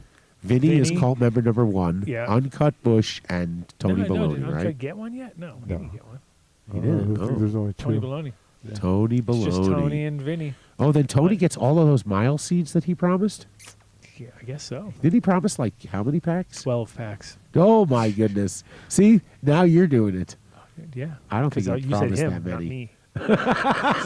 I'll give away everybody's stuff, just like Dave. Yeah. At the very Yeah. end. All right. But Seeds here now. check it out. Join the cult. There Grab you a go. jacket. Grab a jacket. There's a Oh, Do you know I was talking to grab somebody? the warp to become part of the Vinny's Yeah, you can own join. cult. Vinny's cult. double cult up. If you really want to stack up on cults, grab. I was one. with Marcus in Spain Uh-huh. and his wife, and they had a friend there. We'll have her on the show, Tattoo Betty. And while we were sitting there talking, some guy just comes out of the crowd, and he's like, I listen to your show all the time, mate. He goes, I just wanted to say that and stop by and say I really enjoyed listening to your show. And he walks off. And I said, $10 is on the way, man. I'm like, I had no idea who he was. But, That's you know, awesome. shit happens like that. Right. My puppy is very excited to have barbecue, which you won't be getting any of. Wow. There it is. The cult members. Cult that guy, jacket, whoever yeah. came up to me at Spanimus needs to get one of these. If you are the guy who came up to Dave, Yeah. please Buy buy a one of jacket. these. Yeah. Go down a little bit more. What? Any other website you want to plug? Oh man, I'm talking to you there, Lasagna. Me? Yeah. Anything else? I don't have any websites. You got any other have one. products? You didn't even have one website. DabLogic. Go to You can have more DabLogic. if you Tell don't them you have heard about it on the show, even though you don't get a discount there. At least let them know. You know, our reach is out there. Yeah. No, you know what? I would like to set up some kind of a promotion. You gave me a great idea for Easter, but let me circle back on that. We're like, we could oh, do shit. some kind of a 7 sacred Dunn deal. Because he was like, I said, oh, it's kind of great this year because it's all on Easter. And he was like, yeah, it's kind of near Easter. I was like, no, it's on the day of Easter. It's like actually the day. I was like, gotta make eggs. Gotta make fucking wheat eggs. Cadbury eggs. Weed eggs. Dabberry. Dabberry eggs. Yeah. There you go. Oh. You have 10 seconds to buy that website right Get now. on it. I'm in big fucking trouble, man. I'm coming to your house. It sucks when you're like, oh, now I got to do now I'm going to get sued and I haven't done anything. Yeah, Dabberry. Yeah, All right. Dabberry's nice. Thanks for coming That's a on, great man. idea. Really Thank you guys for appreciate having you. me, for sure. Always That was fun. fun coming Always to visit you welcome. guys. They go time goes. See, I was saying because we're doing proper Joe Rogan style with one guest all the show. I dig it. Is that what he does? Yeah, Okay. I don't listen to his show. I know. I can tell. I did see him at the beginning of Kill Tony. Yeah. Sitting there, though. Started watching it anyway. I just think him as the Fear Factor guy. No, I used Oh, to that watch was so him on gross. UFC. You're just like, I yeah. couldn't watch it. What? Fear Factor? Yeah, it was terrible. When it got to the food thing? You? People in Oh cars my with gosh, snakes. no Eating stuff fucking is way. the worst. Vinny The- could never do. Vinny, No. no. They could do anything but the food thing. No. Or Food make car you was eat in a the. car with like trapped with snakes. That it was eating the shit that was Tiger like, testicles. Yeah, that's Tiger testicle. Yeah, they had horse They eat some cum. weird Horse shit. penis. Yeah, no, Yeah, horse horse. sperm. Yeah, sperm. Sperm. Some disgusting shit they had The to horse eat. sperm. What did you know. win? 50 grand or something? Enough to like. No, you probably had to jerk the horse off first, and then you had to drink the sperm. Yeah, that was a really bad. Horse nut? Anyway, before we That's get there, jackass. That's not. I Fear know. Factor. No, it was No, close to that. that was It Fear Factor. Yeah, That it was was Fear Factor was before Jackass. Yeah, no, the I horse think that's sperm was where- definitely. Yeah, that's where they got the insane, idea bro. from. So Maybe so. retarded. Anyway, stop on by Sohai Cafe, They stole get a some lot barbecue. from Japan. Always had the good ones like that. Oh yes. And Japan on came that up- note, Yeah. Yeah, on that note, they did like the tarantulas down the tube and the guy like.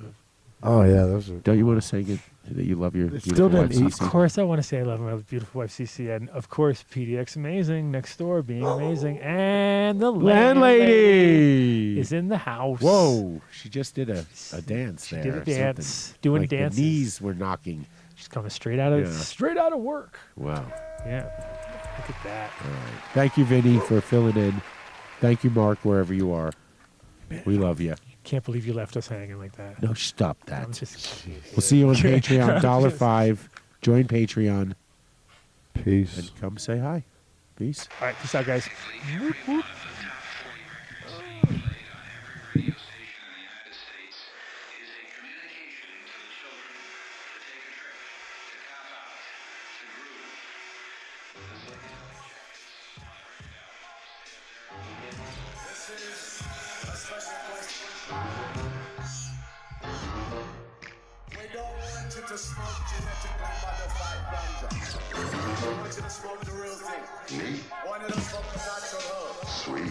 Sweet. Some call it sensory. Sweet. Some call it dance bread. The tea. And some people call it.